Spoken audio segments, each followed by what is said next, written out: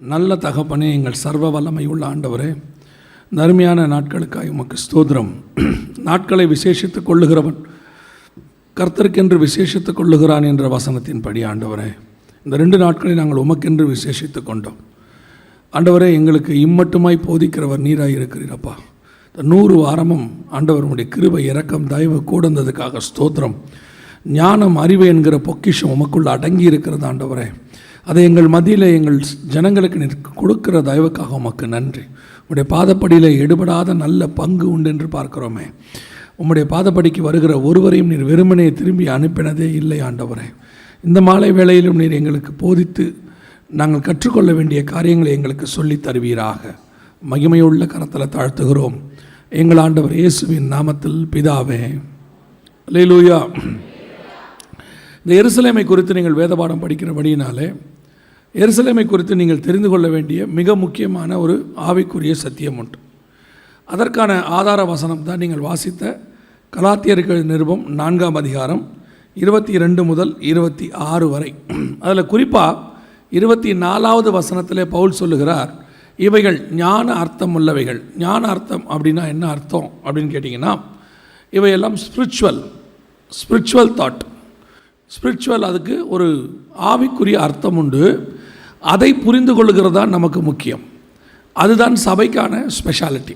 அதாவது இயேசுவை தச்சனின் மகனாக பார்ப்பது இஸ்ரவேலுக்கான ஒரு அடையாளம். தேவனுடைய குமாரனை பார்ப்பது தான் நமக்கான அடையாளம். அவரை அவங்க தச்சனின் மகனாக பார்க்குறாங்க, மரியாளின் மைந்தனாக பார்க்குறாங்க. ஆனால் நாம் தேவனுடைய குமாரனாக பார்க்குறோம். ஒரே இயேசு தான். ஆனால் அவர்களுடைய அந்த இயேசுவுக்கு அவங்க பார்க்குற டைமென்ஷன் வேறு, நம்ம பார்க்குற டைமென்ஷன் வேறு. அதே மாதிரி தான் வேதாகமத்தில் இருக்கிற ஒவ்வொரு விஷயமும், அது நியாயப்பிரமாணமாக இருக்கட்டும், பலிகளாக இருக்கட்டும், அல்லது பண்டிகைகளாக இருக்கட்டும், சொல்லப்பட்டிருக்கிற பழைய ஏற்பாட்டில் சொல்லப்பட்டிருக்கிற உபதேசங்களாக இருக்கட்டும், இவைகள் எல்லாம் புதிய ஏற்பாட்டுக்கான ஞான அர்த்தம் உள்ளவைகள், ஸ்பிரிச்சுவல் தாட் இருக்கு. அதை நம்ம புரிஞ்சுக்கிட்டால் மட்டும்தான் அதனுடைய உண்மையான அர்த்தம் என்ன நமக்கு தெரியும். இப்போது பஸ்கா ஆட்டுக்குட்டி அடிக்கப்படுவதை இஸ்ரவேலர்கள் எகிப்திலிருந்து விடுதலை ஆகுவதற்கான ஒரு காரணமாய் வைத்து கொண்டார்கள். ஆனால் அதனுடைய உண்மையான அர்த்தம் வரப்போகிற கிறிஸ்து சிலுவையில் அறையப்படுதல். எப்படி அப்படின்னா, கொலோசியருக்கு எழுதும்போது பவுல் அதை சொல்கிறார். 2ஆம் அதிகாரம் 16 முதல் 18 வசனங்களை நீங்கள் வாசிக்கும் போது, பண்டிகைகளையும் மாத பிறப்புகளையும் ஓய்வு நாளை குறித்து நீங்கள் அற்பமாக எண்ணாதிருங்கள், அவைகள் வருங்காரியங்களுக்குரியது, அவைகள் கிறிஸ்துவை பற்றினது, அவங்கள் வருங்காரியங்களுக்கு நிழலாக இருக்கிறது. அப்போ நம்ம அதோடைய ஸ்பிரிச்சுவல் தாட்டை தெரிஞ்சுக்கிறதுக்கு தான் நாம் இருக்கிறோம். அதை லிட்ரலாக அப்படியே படிச்சிங்கன்னா நாம் இஸ்ரவேலர்கள் மாதிரி நியாயப்பிரமாணத்தை ஃபாலோ பண்ணுறவங்க மாதிரி அதனுடைய ஸ்பிரிச்சுவல் தாட்டை தெரிஞ்சுக்கிட்டால் மட்டும்தான் நாம் ஸ்பிரிச்சுவல் பீப்புள், ஆவிக்குரிய ஜனங்கள். ஆவிக்குரிய அர்த்தம் உங்களுக்கு எனக்கும் அதில் தெரியணும். எருசலேமை குறித்து மிக முக்கியமாக நீங்கள் அறிந்து கொள்ள வேண்டிய சில காரியங்கள் இருக்கிறது. அதில் விசேஷமாக, ஏன்னா நீங்கள் வேத பாடத்தில் படிக்கிறதுனால இன்றைக்கி சொல்கிறேன். அதை குறித்து நீங்கள் தெரிந்து கொள்ள வேண்டிய மிக முக்கியமான விஷயம் என்ன அப்படின்னு கேட்டிங்கன்னா, நீங்கள் நினைக்கிற இந்த எருசலேம் ஆபிரகாம் காலத்தில் மௌரியா மலையில் அவர்கள் பலி கொடுக்க போனதுக்கு அப்போ ஆரம்பிக்கிற இடம் இல்லை. இந்த எருசலேமை குறித்ததான எண்ணம் இன்னும் அதிகமாக இன்னும் பின்னோக்கி இருக்கிறது. தம்பி, நான் ஒரு சின்ன காரியம் செய்வீங்களா? எனக்கு ஃபோட்டோ எடுக்கிற தம்பி, இதோடு நிறுத்திடுங்க. இந்த 2 லைட்டு அடிக்கிறது எனக்கு கஷ்டமாக இருக்குது. ரைட், கவனிங்க. அப்போ அந்த எருசலேமை பற்றினதான பார்வை ஆபிரகாமிலிருந்து ஆரம்பிக்கலை, அதுக்கு முன்னாடி போகுது. அதுக்கு முன்னாடி எங்கே போகுது அப்படின்னு கேட்டிங்கன்னா, எபிரேயர்கள் நிருபம் 11ஆம் அதிகாரம். கவனிங்கள், எபிரேயர்கள் நிருபம் 11ஆம் அதிகாரம் 9, 10, 11 வசனங்களை வாசியுங்கள். விசுவாசத்தினாலே அவன் வாக்குத்தத்தம் பண்ணப்பட்ட தேசத்திலே பரதேசியை போல சஞ்சரித்து அந்த வாக்குத்தத்தத்திற்கு உடன் சுதந்திரராகிய ஈசாக்கோடும் யாக்கோபோடும் கூடாரங்களிலே குடியிருந்தான். ஏனெனில் தேவன் தாமே கட்டி உண்டாக்கின அஸ்திபாரங்களுள்ள நகரத்துக்கு அவன் காத்திருந்தான். இது எது அஸ்திபாரம் உள்ள நகரம்? தேவன் தாமே. இப்போ நல்லா கவனிங்க. ஆபிரகாம், ஈசாக்கு, யாக்கோபு, அதுக்கு முன்னாடி ஆபேல், இவங்க எல்லாருக்குமே ஒரு வெளிப்பாடு இருந்தது. 39வது வசனத்தில் வாசித்து பாருங்க. இவர்கள் எல்லாரும் விசுவாசத்தினாலே நற்சாட்சி பெற்றும் வாக்குத்தத்தம் பண்ணப்பட்டதை அடையாமல் போனார்கள். இவங்க என்ன எதிர்பார்த்து காத்திருந்தாங்க? அஸ்திபாரம் உள்ள நகரங்கத்துக்கு. அந்த அஸ்திபாரம் உள்ள நகரம் தான் வாக்குத்தத்தம். ஆனால் அது அவங்களுக்கு பெறலை. முதல்ல அஸ்திவாரம் உள்ள நகரம் எது அப்படின்னா, வெளிப்படுத்தின விசேஷம் 21ஆம் அதிகாரம் 13-14 வசனங்களை வாசியுங்கள். வாசல்களின் அருகே 12 தூதர்கள் இருந்தார்கள். அந்த வாசல்களின் மேல் இஸ்ரவேல் சந்ததியாராகிய 12 கோத்திரத்தாருடைய நாமங்களும் எழுதப்பட்டிருந்தன. நகரத்தின் மதிலுக்கு 12 அஸ்திபார கற்கள் இருந்தன. இதான் அஸ்திபாரம் உள்ள நகரம். நகரத்திற்கு 12 அஸ்திபார கற்கள் இருந்தன. இப்போ இந்த பூமி அஸ்திபாரம் இல்லாத நகரம், அதாவது அந்தரத்தில் நம்ம சுற்றிக்கிட்டு இருக்கிறோம். அஸ்திபாரம் உள்ள நகரம் எதுன்னா, வரப்போகிற புதிய எருசலேம். அதை பற்றின தான் அவர்களுக்கு வெளிப்பாடு. அவங்களுக்கு அதுதான் ஆண்டவர் சொன்னது. அதுக்கு தான் அவங்க காத்திருந்தார்கள். அப்படி அவர்கள் காத்திருக்கும்போது கவனித்துக் கொள்ளுங்கள், அப்படி அவர்கள் காத்திருக்கிற காலகட்டத்தில், நான் சொல்கிறது ஆபேல் காலத்திலிருந்து, ஏன்னா அந்த எபிரேயர் 11ஆம் அதிகாரம் 3ஆம் வசனம் ஆபேலிருந்தே ஆரம்பிக்குது. இவர்கள் எல்லாரும் வாக்குத்தத்தம் பண்ணப்பட்டதை அடையாமல் போனார்கள் அப்படின்னா ஆபேலையும் சேர்த்து தான் அங்கே சொல்லப்பட்டது. இவங்க எல்லாம் எதுக்கு காத்திருந்தாங்க? அஸ்திவாரம் உள்ள நகரங்களுக்கு காத்திருந்தாங்க. அந்த அஸ்திவாரம் உள்ள நகரம் எது அப்படின்னா புதிய எருசலேம். அப்போ ஆபேலிருந்து காத்திருந்த புதிய எருசலேம் அப்படிங்கிறது இன்னும் வரல. இப்போ இருக்கிற எருசலேம் அல்ல. அதை தான் கலாத்தியருக்கு எழுதும்போது பவுல் சொல்கிறாரு, நமக்கு வரப்போகிற எருசலேம் தான் உண்மையான எருசலேம். ஆனால் என்ன முக்கியமான விஷயம் நடந்துச்சுன்னா, ஆபேலை கொலை பண்ணிவிட்டு காயின் ஓடி போய் ஒரு நகரத்தை கட்டினான்னு இருக்குது. நல்லா தெரிஞ்சுக்கொள்ளுங்க. ஆதியாகமத்தின் புஸ்தகம், இதை கொஞ்சம் நீங்கள் கவனிச்சு இன்ட்ரோடக்ஷனை கவனிச்சிங்கன்னா தான் இந்த வேத பாடம் உங்களுக்கு புரியும். ஆதியாகமத்தின் புஸ்தகம் 4ஆம் அதிகாரம்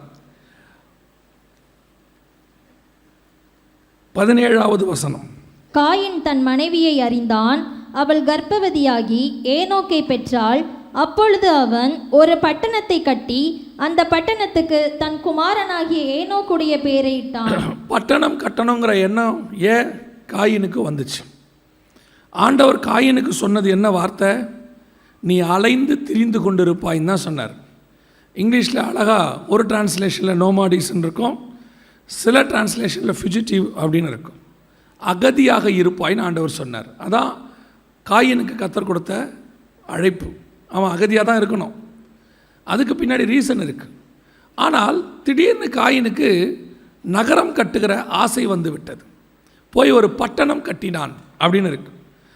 இப்போ இந்த பட்டணம் ஏன் அவன் கட்டினான், எதற்காக கட்டினான் அப்படின்னு பார்த்தீங்கன்னா, 1 யோவான் 3ஆம் அதிகாரத்தில் காயினை பற்றி சொல்லும்போது பிசாசினால் உண்டான காயினை போல அப்படின்னு இருக்கு. காயின் எல்லாவற்றிலும் தன்னை பிசாசுக்கு விட்டு கொடுத்தான். நம்ம வெறும் கொலை பண்ணுறதை மட்டும்தான் அவனை பெருசாக எடுத்துக்கிறோம். ஆனால் கொலை பண்ணினதுக்கு அப்புறம் நடக்கிற சம்பவம் இதெல்லாம். அவன் போய் ஒரு சிட்டி கட்டுறான். சிட்டி கட்டணுங்கிறது தேவனுடைய திட்டத்தில் இல்லை. ஏன்னு சொன்னால், கர்த்தர் ஒரு சிட்டி உருவாக்கி வச்சிருக்கிறார். அது எந்த சிட்டி அப்படின்னு கேட்டிங்கன்னா, நியூ ஜெருசலேம் சிட்டி. ஆபேல் காலத்திலே இருக்குது விஷனில். அந்த சிட்டிக்கு ஆல்டர்னேட்டாக தான் பூமியில் ஒரு சிட்டியை கட்டணும் அப்படின்னு பிசாசு காயினுக்கு ஒரு இன்டென்ஷன் கொடுக்குறான். எப்போவுமே பிசாசு பரலோகத்தில் உள்ளதுக்கு ஒரு மாடலை அல்லது அதே மாதிரி ஒரு ஃபேக்கை பூமியில் உண்டாக்குவான். எல்லாத்துக்கும் ஒரு ஃபேக் உண்டாக்குவான். ஒளியின் வேஷம் தரித்த தூதன் அவனுக்கு பேர். எல்லாத்துக்கும் ஒரு ஃபேக் உண்டாக்குவான். அப்படி தான் காயின் ஃபஸ்ட்டு நகரம் கட்டினார். அதுக்கப்புறம் கர்த்தர் நோவா காலத்தில் அழித்து முடித்த உடனே அடுத்து போய் நிம்ரோத் ஒரு பட்டணத்தை கட்டினான். அடுத்து அவன் ஒரு சிட்டி கட்டுவான். அப்புறம் அசூர் போய் ஒரு சிட்டி கட்டுவான். அதுக்கு பேர் நினிவேன்னு பேர். அப்புறம் இவங்கெல்லாம் சேர்ந்து ஒரு சிட்டி கட்டுவாங்க, பாபேல்னு. இவங்க எல்லாம் ஏன் சிட்டியே கட்டுறாங்க? இவங்க அத்தனை பேரும் ஏன் நகரத்தையே கட்டுறாங்க? காயினும் பட்டணம் கட்டினான், நிம்ரோத்தும் கட்டினான், அசூரும் கட்டினான், ஜனங்களும் போய் ஒரு நகரத்தை உண்டாக்கி. இவங்க எல்லாம் ஏன் சிட்டி கட்டுறாங்க? இந்த சிட்டி கட்டுற மாடல் அல்லது அந்த தாட் ஏன் வந்தது அப்படின்னு கேட்டிங்கன்னா, கர்த்தர் ஒரு சிட்டியை கட்டுறார், பரலோகத்தில் நமக்கு கட்டிக்கிட்டு இருக்கிறார். ஆண்டவர் நமக்கு அதை கொண்டு வருவார்.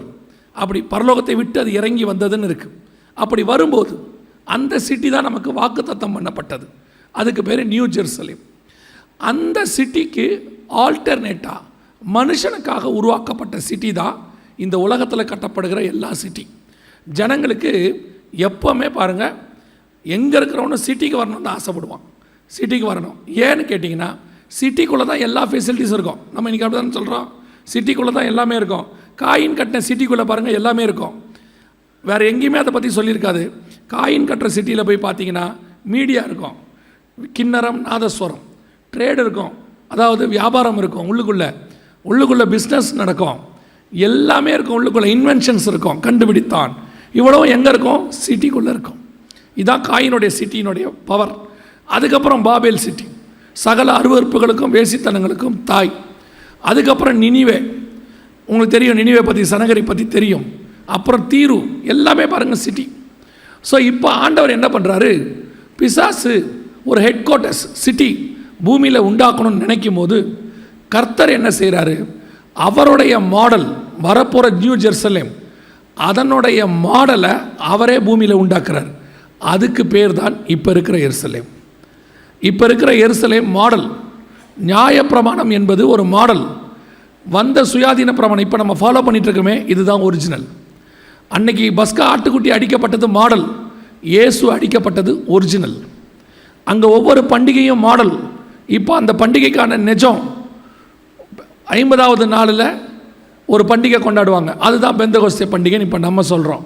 அன்றைக்கி ஒவ்வொரு பண்டிகையாக இருந்துச்சு, முதற் பலனான பண்டிகை. அதான் இயேசு கிறிஸ்து மரித்தோரிலிருந்து முதற் பலனாக உயிர்த்தெழுந்தார். இப்படி ஒவ்வொன்றுத்துக்கும் ஆண்டவர் வச்சதுக்கு ஒரு மாடல் இருக்குது, அதனுடைய ஒரிஜினல் இப்போ இருக்கும். அதே மாதிரி தான் ஆசாரிப்பு கூடாரம் ஒரு மாடல், நீங்களும் நானும் அதோடைய ஒரிஜினல். புதிய ஏற்பாட்டு சபை அதோடைய ஒரிஜினல். அதே மாதிரி தான் கர்த்தர் வரப்போகிற சிட்டிக்கு, புதிய எருசலேமுக்கு ஒரு மாடல் வச்சுருக்கிறார். அந்த மாடல் தான் இப்போ இருக்கக்கூடியதான எருசலேம். ஸோ இந்த எருசலேம் தேவனுடைய சிட்டியாக இருக்கிறதுனால, இது ஸ்பிரிச்சுவலி வரப்போகிற சிட்டிக்கான மாடலாக இருக்கிறதுனால, இந்த சிட்டியை பிடிக்கணுன்றது தான் பிசாசினுடைய திட்டம். தெரிஞ்சுக்கொள்ளுங்க. எப்படி ஏதேனுக்குள்ளேருந்து தேவன் உண்டாக்கின மனுஷனை வெளியே கொண்டு வந்து பிசாசு தனக்குன்னு ஒரு ஹெட் குவார்ட்டர்ஸ் உண்டாக்கினான், பாபேல். அதே மாதிரி ஆண்டவர் என்ன பண்ணுறாரு, அதே பாபேல் கோபுரம் இருந்த சினையார் பட்டணத்திலிருந்து, கல்தேயர் தேசத்திலிருந்து ஒருத்தனை கூட்டிகிட்டு வர்றார். அவன் பேர் தான் ஆபிரகாம். அவனை கூட்டிகிட்டு வந்து அவர் ஒரு ஹெட் குவார்ட்டர்ஸ் உண்டாக்குறாரு. அதுக்கு பேர் தான் கானான். அந்த கானானில் இருக்கிறதுக்கு பேர் தான் எருசலேம். ஆண்டவருடைய ஆட்களை கூட்டிகிட்டு வந்து பிசாசு ஒரு ஹெட் குவார்ட்டர்ஸ் உண்டாக்குனா, அவன் உண்டாக்குன ஹெட் குவார்ட்டர்ஸ்லேருந்து ஆண்டவர் கூட்டிகிட்டு வந்து ஒரு ஹெட் குவார்ட்டர்ஸ் உண்டாக்குறார். அதுக்கு பேர் தான் எருசலேம். இப்போ அந்த எருசலேம் தான் எங்கே இருக்குது? இஸ்ரவேல் தேசத்தில் இருக்குது. இஸ்ரவேல் தேசத்தில் இருக்கிற எருசலேம் நல்லா தெரிஞ்சுக்கொள்ளுங்க, அது வாக்கு தத்தம் பண்ணப்பட்ட தேசம். It is a promised land. ஆனால் ஹோலி லேண்டு கிடையாது. அதுதான் நீங்கள் மிஸ்டேக் பண்ணிக்கிறீங்க. இன்றைக்கி கடைசி காலத்தில் ஹோலி லேண்ட் டூர்னு ஒரு 50 வருஷமாக, 50 கூட இல்லை, ஒரு 30-40 வருஷமாக ஒரு காரியத்தை உங்கள் சிந்தனையில் போட்டுட்டாங்க. எருசலேம் என்பது ப்ராமிஸ்டு லேண்ட், வாக்கு தத்தம் பண்ணப்பட்ட தேசம். ஆனால் பரிசுத்த பூமி கிடையாது. பரிசுத்த ஹோலி லேண்ட் என்பது வரப்போகிற நியூ ஜெருசலேம், அதுதான் ஹோலி லேண்ட். அதுக்கு தான் நீங்களும் ஆயத்தப்பட்டுக்கிட்டு இருக்கிறோம். அதை சந்திக்கிறதுக்கு தான் ஆயத்தப்படுறோம். கர்த்தர் நம்மை உருவாக்குகிறார். நீங்கள் இப்போ இருக்கிற இந்த எருசலேமில் கான்சன்ட்ரேட் பண்ணி அதை ஹோலி லேண்ட் ஆக்கிட்டீங்க. ஹோலி லேண்ட் ஆக்கினது மட்டும் இல்லை, எருசலேமை எதுக்கு ஆண்டவர் வச்சார்? ஆசாரிப்பு கூடாரத்தை வச்சு படிச்சிங்கன்னா பரலோகத்தை பற்றி நீங்கள் தெரிஞ்சுக்கலாம். அதுக்கு தான் ஆசாரிப்பு கூடாரம். இந்த எருசலேமை எதுக்கு வச்சார்? இதை வச்சு நீங்கள் படிச்சிங்கன்னா வரப்போகிற எருசலேமை நீங்கள் தெரிஞ்சுக்கலாம். நான் சொல்லலை, கலாத்தியர் 4ஆம் அதிகாரத்தில் பவுல் தெளிவாக எழுதி வச்சிருக்கிறாரு. 2 ஞானார்த்தம் உள்ளவைகள். அது பழைய ஏற்பாடு, இது புதிய ஏற்பாடு. பழைய ஏற்பாடு பழைய எருசலேம், புதிய ஏற்பாடு வரப்போகிற எருசலேம். அப்படி இதை நீங்கள் புரிஞ்சுக்கணுன்னா இந்த எருசலேமை வச்சுக்கிட்டு தான் நீங்கள் பாடம் படிக்கணும். இதுக்கு தான் இயேசு ஒரு வசனம் சொல்கிறார். இப்போ வாசிங்க. இப்போ நீங்கள் விரும்புகிறது வரும், அதுக்கு சொல்கிறேன். இவ்வளோ நேரம் நான் சொன்னது எத்தனை பேருக்கு புரிஞ்சிச்சுன்னு எனக்கு தெரியாது. ஆனால் இதுதான் ஸ்பிரிச்சுவலி பைபிளில் கொடுத்துருக்கிற எருசலேமுடைய பிளான். வரப்போகிற எருசலேமுக்கு தான் நீங்கள் ஆயத்தப்பட்டுக்கிட்டு இருக்கிறீங்க அத்தனை பேரும். இப்போ இருக்கிற எருசலேம் வரப்போகிற எருசலேமுக்கான மாடல். இதை வச்சு நீங்கள் படிச்சுக்கணும். இந்த எருசலேம் ப்ராமிஸ்டு லேண்ட், வரப்போகிற எருசலேம் ஹோலி லேண்ட், அதுதான் பரிசுத்த பூமி. அதனால தான் புதிய எருசலேம் கரையற்றதும் திரையற்றதுமான மணவாட்டி சபை, தீட்டுள்ளதும் அருவருப்புள்ளதும் பொய்யும் நடப்பிக்கிறதும் ஆகிய ஒன்றும் அதற்குள் பிரவேசிக்காது. 21, 27 இருக்குது வெளிப்படுத்தின விசேஷத்தில். அப்போது அதுதான் ஹோலி லேண்ட். இப்போ இருக்கிறது ப்ராமிஸ்டு லேண்ட். நீங்கள் இதை ஹோலி லேண்டுன்னு நினச்சிட்டு இப்போ அங்கே போகிறீங்க. அங்கே போய் போகிறது பார்க்குறது ஒன்றும் தப்பு இல்லை, உங்கள் இஷ்டம். காசு இருக்குது, டைம் இருக்குது, நீங்கள் போய் பார்க்குறீங்கன்னு பார்த்துட்டு வாங்க. ஆனால் ஹோலி லேண்ட் இல்லை. அங்கே போய் மண் அள்ளிக்கிட்டு தண்ணி அள்ளிக்கிட்டு இதெல்லாம் எடுத்துகிட்டு வந்து வீட்டுக்குள்ளே வச்சுக்கிட்டு அப்புறம் இயேசு சிலுவையில் அறியப்பட்ட மரத்தில் செஞ்ச சிலுவைன்னு கொண்டாந்து அதெல்லாம் வீட்டு வாசலில் தொங்க விடக்கூடாது. அதுக்கும் இதுக்கும் எந்த சம்மந்தமும் கிடையாது. புரியுதா? அது ஒன்லி ப்ராமிஸ்டு லேண்ட். ஹோலி லேண்டுங்கிறது இனி வரப்போகுது. இந்த எருசலேமை குறித்து, இப்போ இருக்கிற எருசலேமை குறித்து ஆண்டவர் என்ன நமக்கு சொல்லியிருக்கிறாரு, என் டைமுக்கு என்ன சொல்லியிருக்கிறார் வாசிங்க. மத்தேயு எழுதின சுவிசேஷம் 24ஆம் அதிகாரம். மத்தேயு எழுதின சுவிசேஷம் 24ஆம் அதிகாரம் 32, 33 வாசிங்க. அத்திமரத்தினால் ஒரு உவமையை கற்றுக்கொள்ளுங்கள். அதிலே இளங்கிளை தோன்றி துளிர்விடும் போது வசந்த காலம் சமீபமாயிற்று என்று அறிவீர்கள். அப்படியே இவைகளை எல்லாம் நீங்கள் காணும்போது அவர் சமீபமாய் வாசல் அருகே வந்திருக்கிறார் என்று அறியுங்கள். அத்திமரம் துளிர்க்கும் போது நீங்கள் ஒரு ஓமையை கற்றுக்கொள்ளுங்கள். அந்த மத்தேயு 24, 32, 33. அத்திமரத்தினால் ஒரு ஓமையை கற்றுக்கொள்ளுங்கள். ஓமைனா என்ன? பைபிளில் ஆங்கிலத்தில் பேரபிள் அப்படின்னு நம்ம சொல்கிறோம். பேரபிள்ஸ்னால் என்ன? பொதுவாக ஓமை என்று சொன்னால் நமக்கு தெரியாத ஒரு விஷயத்தை புரிஞ்சு கொள்கிறதுக்காக ஒரு எக்ஸாம்பிளாக சொல்கிறதுக்கு பேர் தான் பேரபிள்.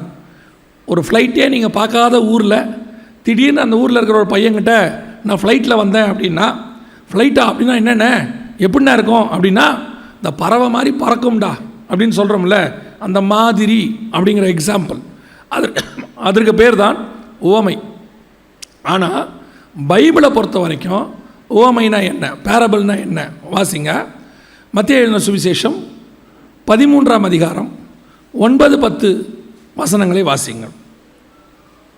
மத்தேயு காதுள்ளவன் கேட்க கடவன் என்றார். அப்பொழுது சீஷர்கள் அவரிடத்தில் வந்து, ஏன் அவர்களோடு ஊமைகளாக பேசுகிறீர் என்று கேட்டார்கள். ஏன் அவர்களோடு கூட ஊமைகளாக பேசுகிறீர் என்று கேட்டார்கள்.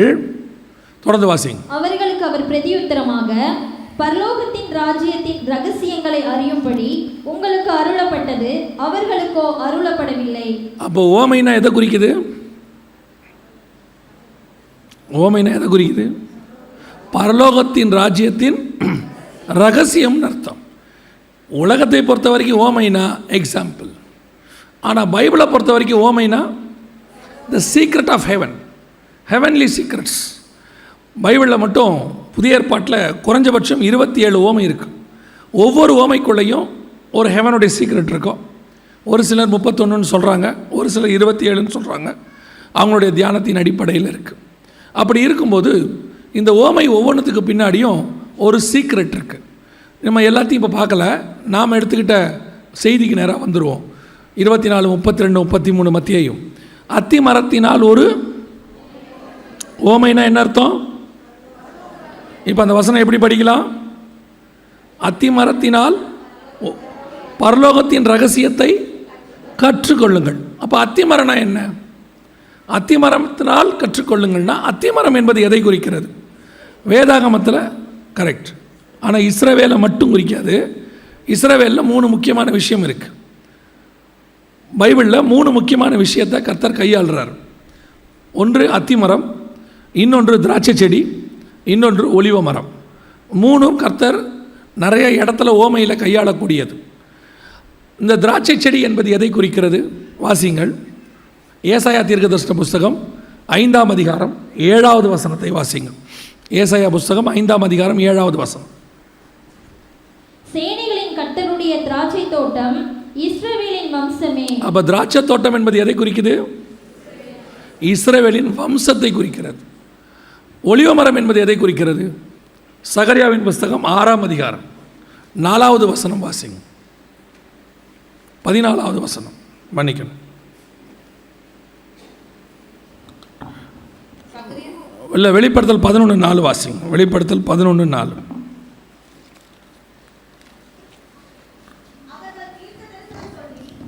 பூலோகத்தின் ஆண்டவருக்கு முன்பாக நிற்கிற 2 ஒலிவ மரங்களும் 2 விளக்கு தண்டுகளும் இவர்களே. ஒலிவ மரம் என்பது எதை குறிக்கிறது? ஊழியக்காரர்களை குறிக்குது. சகரியாவின் புஸ்தகம் 4ஆம் அதிகாரம் 14வது வசனம். அப்பொழுது அவர், இவைகள் 2 சர்வலோகத்துக்கும் ஆண்டவராய் இருக்கிறவரின் சமூகத்தில் நிற்கிற அபிஷேகம் பெற்றவர்கள் என்றார். அப்போ ஒலிவமரம் என்பது இஸ்ரவேலுடைய ஊழியக்காரர்கள். அதனால தான் ஆசாரிப்பு கூடாரத்தில் ஒலிவ எண்ணெயை ஊற்ற சொல்வார். ஒலிவ எண்ணெய் என்பது ஊழியக்காரனுடைய அபிஷேகம். அதை ஊற்றணும். அதை ஊற்றினா தான் விளக்கு எரியும். இந்த மாதிரி ஒவ்வொன்றுத்துக்கும் ஒரு அர்த்தம் இருக்கிறது. திராட்சை தோட்டம் என்பது இஸ்ரவேலுடைய ஜனங்கள். ஒலிவமரம் என்பது இஸ்ரவேலின் ஊழியர்கள், அபிஷேகம் பெற்றவர்கள். அத்திமரம் என்பது எதை குறிக்கிறது? வாசியுங்கள். எரேமியா தீர்க்கதரிசன புஸ்தகம் 24ஆம் அதிகாரம் 5வது வசனம் வாசிங்க. நான் இவ்விடத்தில் இருந்து கல்தேயர் தேசத்துக்கு சிறைப்பட்டு போகவிட்ட யூதரை நான் இந்த நல்ல அத்திப்பழங்களுக்கு ஒப்பிட்டு அவர்களுக்கு நன்மையுண்டாக அவர்களை அங்கீகரிப்பேன். அத்திப்பழம் என்பது யூதர்கள் என்றால், அத்தி மரம் என்பது யூதருடைய தேசத்தை குறிக்கும். மரத்திலிருந்து தான் பழம் வரும். இந்தியாவிலிருந்து இந்தியர்கள், அதற்கு பிறகு ரஷ்யாவிலிருந்து ரஷ்யன்ஸ், அதே மாதிரி இஸ்ரவேல் தேசத்திலிருந்து இஸ்ரவேலர்கள். அத்தி மரம் என்பது இஸ்ரவேல் தேசத்தை குறிக்கும். இப்போ நீங்கள் மத்திய 24, 32, 33க்கு வந்தீங்கன்னா, அத்தி மரத்தினால் ஒரு இஸ்ரவேல் தேசத்தினால் ஒரு பரலோகத்தின் ரகசியத்தை கற்றுக்கொள்ளுங்கள். அதில் இளங்கிளை தோன்றி, இளங்கிளைனா என்ன? 11ஆம் அதிகாரம் ஏசாயா புஸ்தகம் சொல்லுகிறது, இளங்கிளை என்றால் ராஜாவை குறிக்கிறது. அதில் ஒரு ராஜா தோன்றுவார் என்று அர்த்தம். இஸ்ரவேல் தேசத்தினால் ஒரு உவமையை கற்றுக்கொள்ளுங்கள். அதில் முதலாக இளம் கிளை தோன்றி துளிர் விடும்போது, இஸ்ரவேல் தேசம் உருவாகி அதில் ஒரு ராஜா தோன்றும் போது இயேசு வாசல் அருகே வந்திருக்கிறார் என்று அறிவீர்கள். இதான் அதோடைய அர்த்தம், அந்த வசனத்துக்கான அர்த்தம். இப்போ இஸ்ரவேல் தேசத்தில் ராஜா வரும்போது எப்போ ராஜா வந்தார்? இஸ்ரவேல் தேசம் நேபுகாத்நேச்சார் கையில் அடிமைப்பட்டு போன பிறகு அதற்கு ராஜாவே கிடையாது. அதற்கு பிறகு நேபுகாத்நேச்சாருக்கு பிறகு, பாபிலோன் சாம்ராஜ்யத்துக்கு பிறகு மேதிய பெர்ஷியர்கள் கையில் அடிமையாக இருந்துச்சு. அதுக்கு கோரேஸ் ராஜாவாக இருந்தார். அதற்கு பிறகு கிரேக்க சாம்ராஜ்யம், அலெக்சாண்டர் ராஜாவாக இருந்தார். அதற்கு பிறகு ரோம சாம்ராஜ்யம், அகஸ்துராயன், அகஸ்து சீசர், அவர் ராஜாவாக இருந்தார். அதற்கு பிறகு அப்போ தான் இயேசு வந்தார். அதற்கு பிறகு தேசம் ரோமர்கள் கையிலிருந்து பைசாண்டியர் கைக்கு போச்சு. பைசாண்டியர் கையிலிருந்து தேசம் மாறி மாறி எல்லா ராஜாக்கள் கையிலையும் போச்சு. கடைசியாக 1917-18 பிரிட்டிஷர்ஸ் கையில் வந்துச்சு. அதற்கு பிறகு தேசம் அவர்களுக்கு அடிமையாக இருந்தது. 1948 மே மாதம் 14ஆம் தேதி இஸ்ரவேல் தேசம் துளிர் விட்டது. கவனிங்கள், இதான் state of Israel is born. அதாவது அத்தி மரத்தினால் ஒரு ஓமையை கற்றுக்கொள்ளுங்கள், அதில் இளம் கிளை தோன்றி துளிர்விடும் போது அப்படின்னு இருக்கு.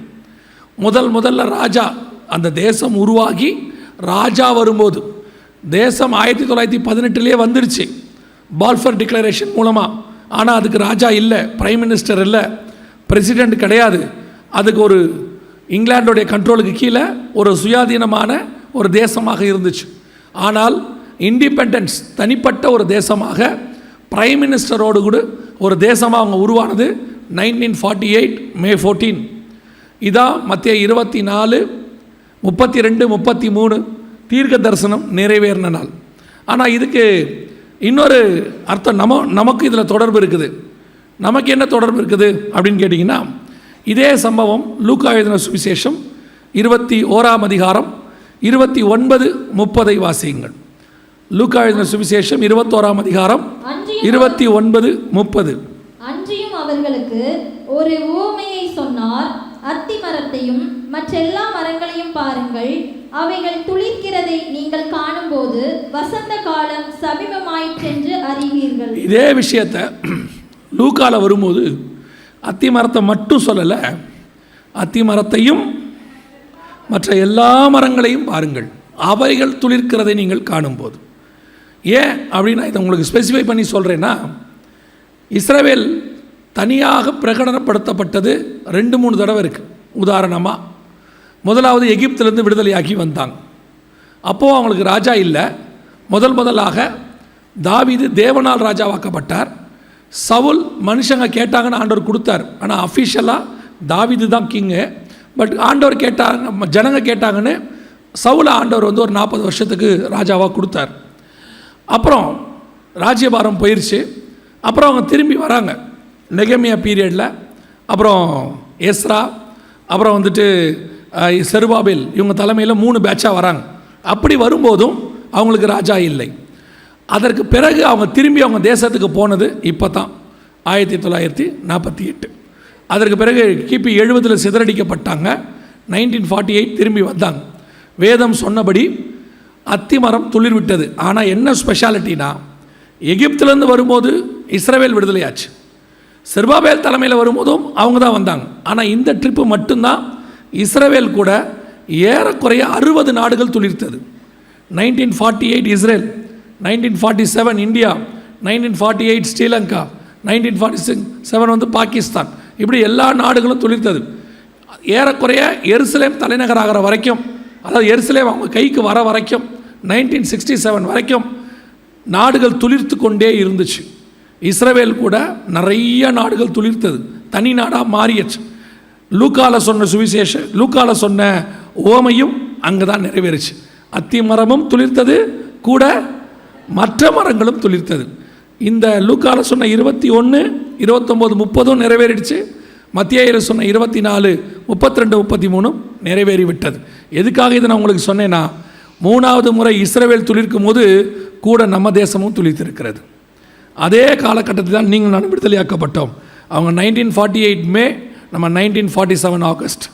நாமளும் அப்போ அவங்க விடுதலையாகிற காலம் பைபிளில் இருக்கும்னா, நீங்களும் நானும் விடுதலையாகிற காலமும் பைபிளில் இருக்கு. இந்த காலத்தை குறித்தும் கர்த்தர் சொல்லி வச்சிருக்கிறார். அல்லேலூயா. நாம் வேதாம காலத்தினுடைய ஜனங்கள். நம்முடைய காலத்தில் நிறைய தீர்க்க தரிசனங்கள் நிறைவேறுகிறது. நம்முடைய காலத்தை கர்த்தர் நினைத்திருக்கிறார். குறிப்பாக ஒருவேளை வருகை வருமானால் பைபிளில் இருக்கிற 20% தீர்க்க தரிசனம் நம்ம காலத்தை குறித்து சொல்லப்பட்டது. நம்ம அவ்வளோ விசேஷ ஜனங்களாக மாறிடுவோம். நம்ம காலத்தில் வருகை வந்துருச்சுன்னா பைபிளோடைய அந்த 2ஆ பிரிகிற முக்கியமான விஷயமே நம்ம காலத்தை பற்றினது தான். ஸோ நாம் அந்த காலத்துக்குரிய ஜனங்கள். நம்ம பைபிளில் ஒருத்தர் ஒரு காலகட்டத்தில் படிக்கிறோம் இல்லையா, அதே மாதிரி இப்போ இருக்கிற நாமுமே விசேஷமானவங்க தான். அந்த காலத்தை கர்த்தர் நம்ம காலத்தில் அதை வச்சிருக்கிறார். இப்போ நாம் என்ன பார்க்க போகிறோம்? ஏன் நாம் இதை இப்போ பார்க்குறோம்? இதை பார்க்கறதுக்கு என்ன காரணம்? அந்த வசனத்தை திருப்பி வாசிங்க பார்ப்போம். மத்திய 24, 32, 33. அத்திமரத்தினால் ஒரு ஊமையை கற்றுக்கொள்ளுங்கள். அதிலே இளங்கிளை தோன்றி துளிர் விடும்போது வசந்த காலம் சமீபமாயிற்று என்று அறிவீர்கள். அப்படியே இவைகளை எல்லாம் நீங்கள் காணும்போது அவர் சமீபமாய் வாசல் அருகே வந்திருக்கிறார் என்று அறியுங்கள். இதெல்லாம் நடக்கும்போது கர்த்தர் எங்க நிற்கிறாரு? வாசல்கிட்ட நிற்கிறார்னு அர்த்தம். 1948 இஸ்ரவேல் துளிர்க்கும் போது கர்த்தர் எங்கே நிற்கிறாரு? வாசலில் நிற்கிறார். இதில் உங்களுக்கு எனக்கும் என்ன சம்மந்தம் இருக்குது அப்படின்னு கேட்டிங்கன்னா, 2ஆம் அதிகாரம் 3ஆம் அதிகாரம் வெளிப்படுத்தின விசேஷத்தை நீங்கள் எடுத்துக்கிட்டிங்கன்னா, எபேசு சபையின் காலத்தில் கர்த்தர் எங்கே இருந்தார் அப்படின்னு கேட்டிங்கன்னா, 2ஆம் அதிகாரம் 1ஆம் வசனம் வாசிங்க.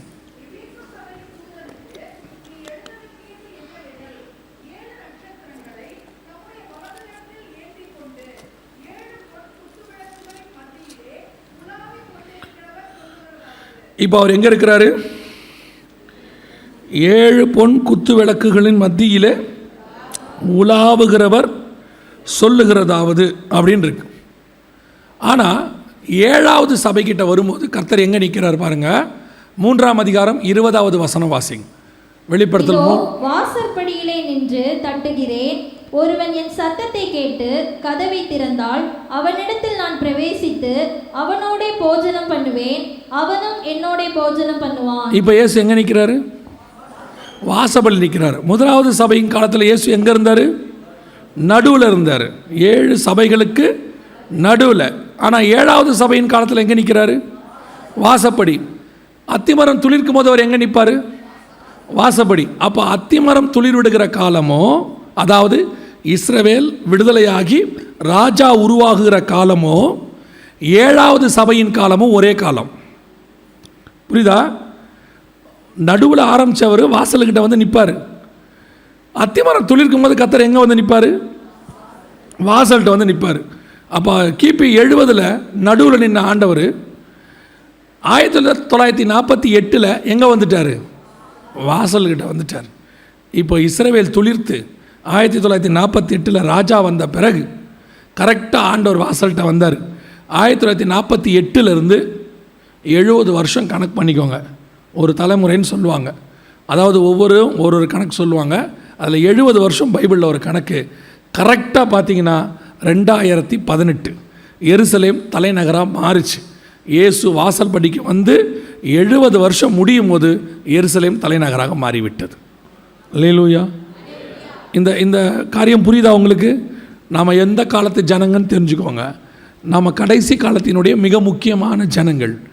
இயேசு வாசப்படிக்கு வந்து ஒரு தலைமுறை முடிஞ்சிருச்சு.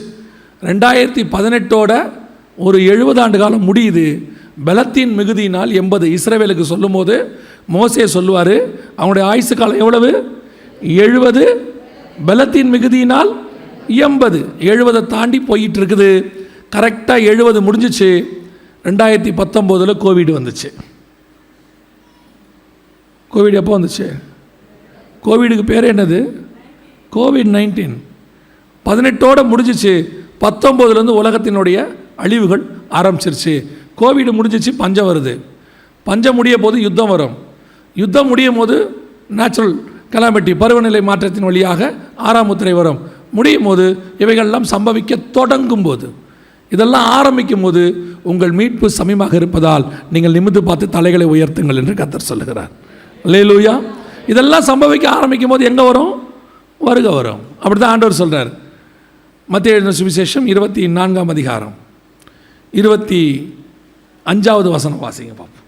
இதோ முன்னதாக உங்களுக்கு அறிவித்திருக்கிறேன், ஆகையால் அதோ வனாந்தரத்தில் இல்லை மன்னிக்கணும், 28 வாசிங்க. பிணம் எங்கேயோ அங்கே கழுகுகள் வந்து மத்தேயு 24 வாசிக்கிறீங்க. இவைகள் மன்னிக்கணும், லூக்கா 21 மன்னிக்கணும், லூக்கா 21:28 வாசிங்க. இவைகள் சம்பவிக்க தொடங்கும் போது உங்கள் மீட்பு சமீபமாக இருப்பதால் நீங்கள் நிமிர்ந்து பார்த்து உங்கள் தலைகளை உயர்த்துங்க. அப்போ இதெல்லாம் சம்பவிக்க ஆரம்பிக்கும் போது என்ன சமீபம்? இவைகள் சம்பவிக்க தொடங்கும் போது உங்கள் மீட்பு சமீபமாக இருப்பதால். சபையை மீட்கும்படி கர்த்தர் வர்றது எங்கே இருக்குது? சமீபத்தில் இருக்குது, கிட்ட இருக்குது, ரொம்ப நெருக்கமாக இருக்குது. இப்போ நமக்கு ஒரு தலைமுறையே முடிஞ்சிருச்சு, 70 வருஷமே முடிஞ்சிருச்சு வாசப்படிக்கிட்ட வந்து. இனி காலம் செல்லாது. இனி நமக்கு இருக்கிற காலம் கர்த்தரை சந்திப்பதற்கான காலம். இனி நமக்கு இருக்கிற காலம் ஆயத்தப்படுவதற்கான காலம். இனி கொடுக்கப்பட்டிருக்கிற காலம் மணவாட்டி தன் அலங்காரத்தை முடித்து மணவாளனை சந்திக்கிறதுக்கான காலம். இனி கொடுக்கப்பட்டிருக்கிற காலம் தீவெட்டிகளை ஆயத்தம் பண்ணுவதற்கான ஒரு காலம். மணவாளன் வருகிறார் என்கிற சத்தம் கேட்டது. தங்கள் தீவெட்டிகளை ஆயத்தம் பண்ண தொடங்கினார்கள். இதான் மணவாளன் வருகிறார் என்கிற சத்தம் கேட்குற காலம். இனிமேட்டு நம்ம தீவெட்டிகளை என்ன செய்யணும்? ஆயத்தம் பண்ண ஆரம்பிக்கிறோம். ஆனால் இப்போ தான் சபை நிர்விசானமாய் போய்கொண்டிருக்கிறது. சபைனா நான் உங்களை சொல்லலை, உலகளாவிய. ஏன்னா கடைசி காலத்தில் சபையினுடைய சுபாவம் எப்படி இருக்கும்னு இயேசு சொல்கிறாரு. மத்தேயு 24:37 நோவாவின் காலத்தில் எப்படி நடந்ததோ அப்படியே மனுஷகுமாரன் வரும் காலத்திலும் நடக்கும். எப்படி எனில் புசித்தும் குடித்தும் பெண் கொண்டும் பெண்ணெடுத்தும் வெள்ளம் வந்து வாரிக்கொண்டு போகும் அளவும் உணராதிருந்தார்கள். அதுதான் இப்போ சபையினுடைய நிலைமை. இவ்வளோ விஷயங்கள் நடக்குது. நம்ம கண்ணுக்கு முன்னாடி இல்லாத ஒரு தேசம் உருவாயிருச்சு. நம்ம கண்ணுக்கு முன்னாடி ஒரு ராஜா வந்துட்டார். எப்போ? கிமு 700ஆம் நூற்றாண்டு. நேபுகாத்நேச்சருடைய காலம் கிமு 700. அப்பத்திலிருந்து கிட்டத்தட்ட 2300 வருஷமாக இல்லாத ராஜா ஒரு தேசத்துக்கு திருப்பி வந்திருக்கிறார். நம்ம காலத்தில் வந்திருக்கிறார். பென்யமின் நமக்கு வந்திருக்கிறார். ஆனால் நமக்கு உணர்வு இல்லை. 2300 வருஷமாக ஒரு தேசத்துக்கு ராஜா இல்லாமல் இருந்துச்சு, வந்துட்டார். ஆனால் நம்ம அதில் உணர்வடையில்லை.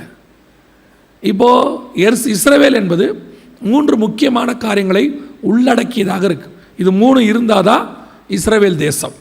முதலாவது, இஸ்ரவேலுக்கு ராஜா இருக்கணும். நியாயாதிபதிகள் புஸ்தகம் ஃபுல்லாக நீங்கள் வாசிப்பீங்க. இஸ்ரவேலில் என்ன இல்லை? ராஜா இல்லை. ராஜா இல்லைன்னு இருக்கும். இஸ்ரவேலில் ராஜா இல்லை. இப்போ ராஜா வந்துட்டார். ரெண்டாவது, இஸ்ரவேலுக்கு தலைநகராக எருசலேம் இருக்கணும். 2018 வரைக்கும் இஸ்ரவேலுக்கு என்ன இல்லை? தலைநகரம் எருசலேம் இல்லை. தலைநகரம் இருந்துச்சு, டெல் அவிவ் அப்படிங்கிற பட்டணம் இருந்துச்சு. ஒரு வசனம் வாசிங்க, சகரியாவின் புஸ்தகம் 12ஆம் அதிகாரம் 6வது வசனம் வாசிங்க. சகரியா 12:6. அந்நாளிலே யூதாவின் தலைவரை விறகுகளுக்குள்ளே எரிகிற அக்கினி அடுப்புக்கும் வைக்கோல் கட்டுகளுக்குள்ளே எரிகிற தீவெட்டிக்கும் ஒப்பாக்குவேன். அவர்கள் வலதுபுறமும் இடதுபுறமுமாக புறப்பட்டு சுற்றிலும் இருக்கிற எல்லா ஜனங்களையும் பட்சிப்பார்கள். எருசலேம் திரும்பவும் தன் ஸ்தானமாகிய எருசலேமிலே குடியேற்றப்பட்டிருக்கும். எருசலேம் திரும்பவும் தன் ஸ்தானமாகிய எருசலேமிலே குடியேற்றப்படும். அது என்ன? எருசலேம் திரும்பவும் தன் ஸ்தானம். எருசலேமுக்குன்னு ஒரு சீட் இருக்கு, அதான் அதோடைய ஸ்தானம். ஆரம்பத்தில் உங்களுக்கு சொன்னேன், பிசாசுக்கு ஹெட் குவார்ட்டர்ஸ் எது? பூமியில் ஒரு ஹெட் குவார்ட்டர்ஸ் உருவாக்கணும் ஃபஸ்ட்டு. எங்கே?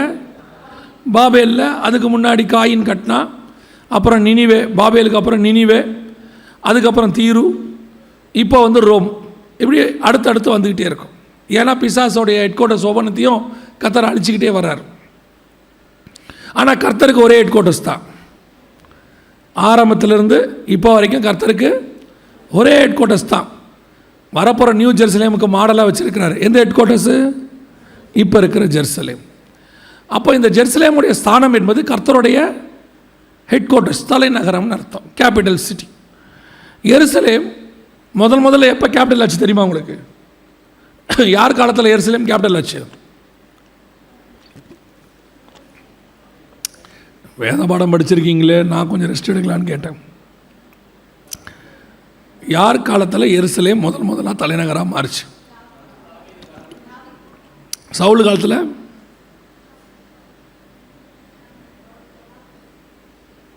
சவுல் காலத்தில் எது தலைநகரம்?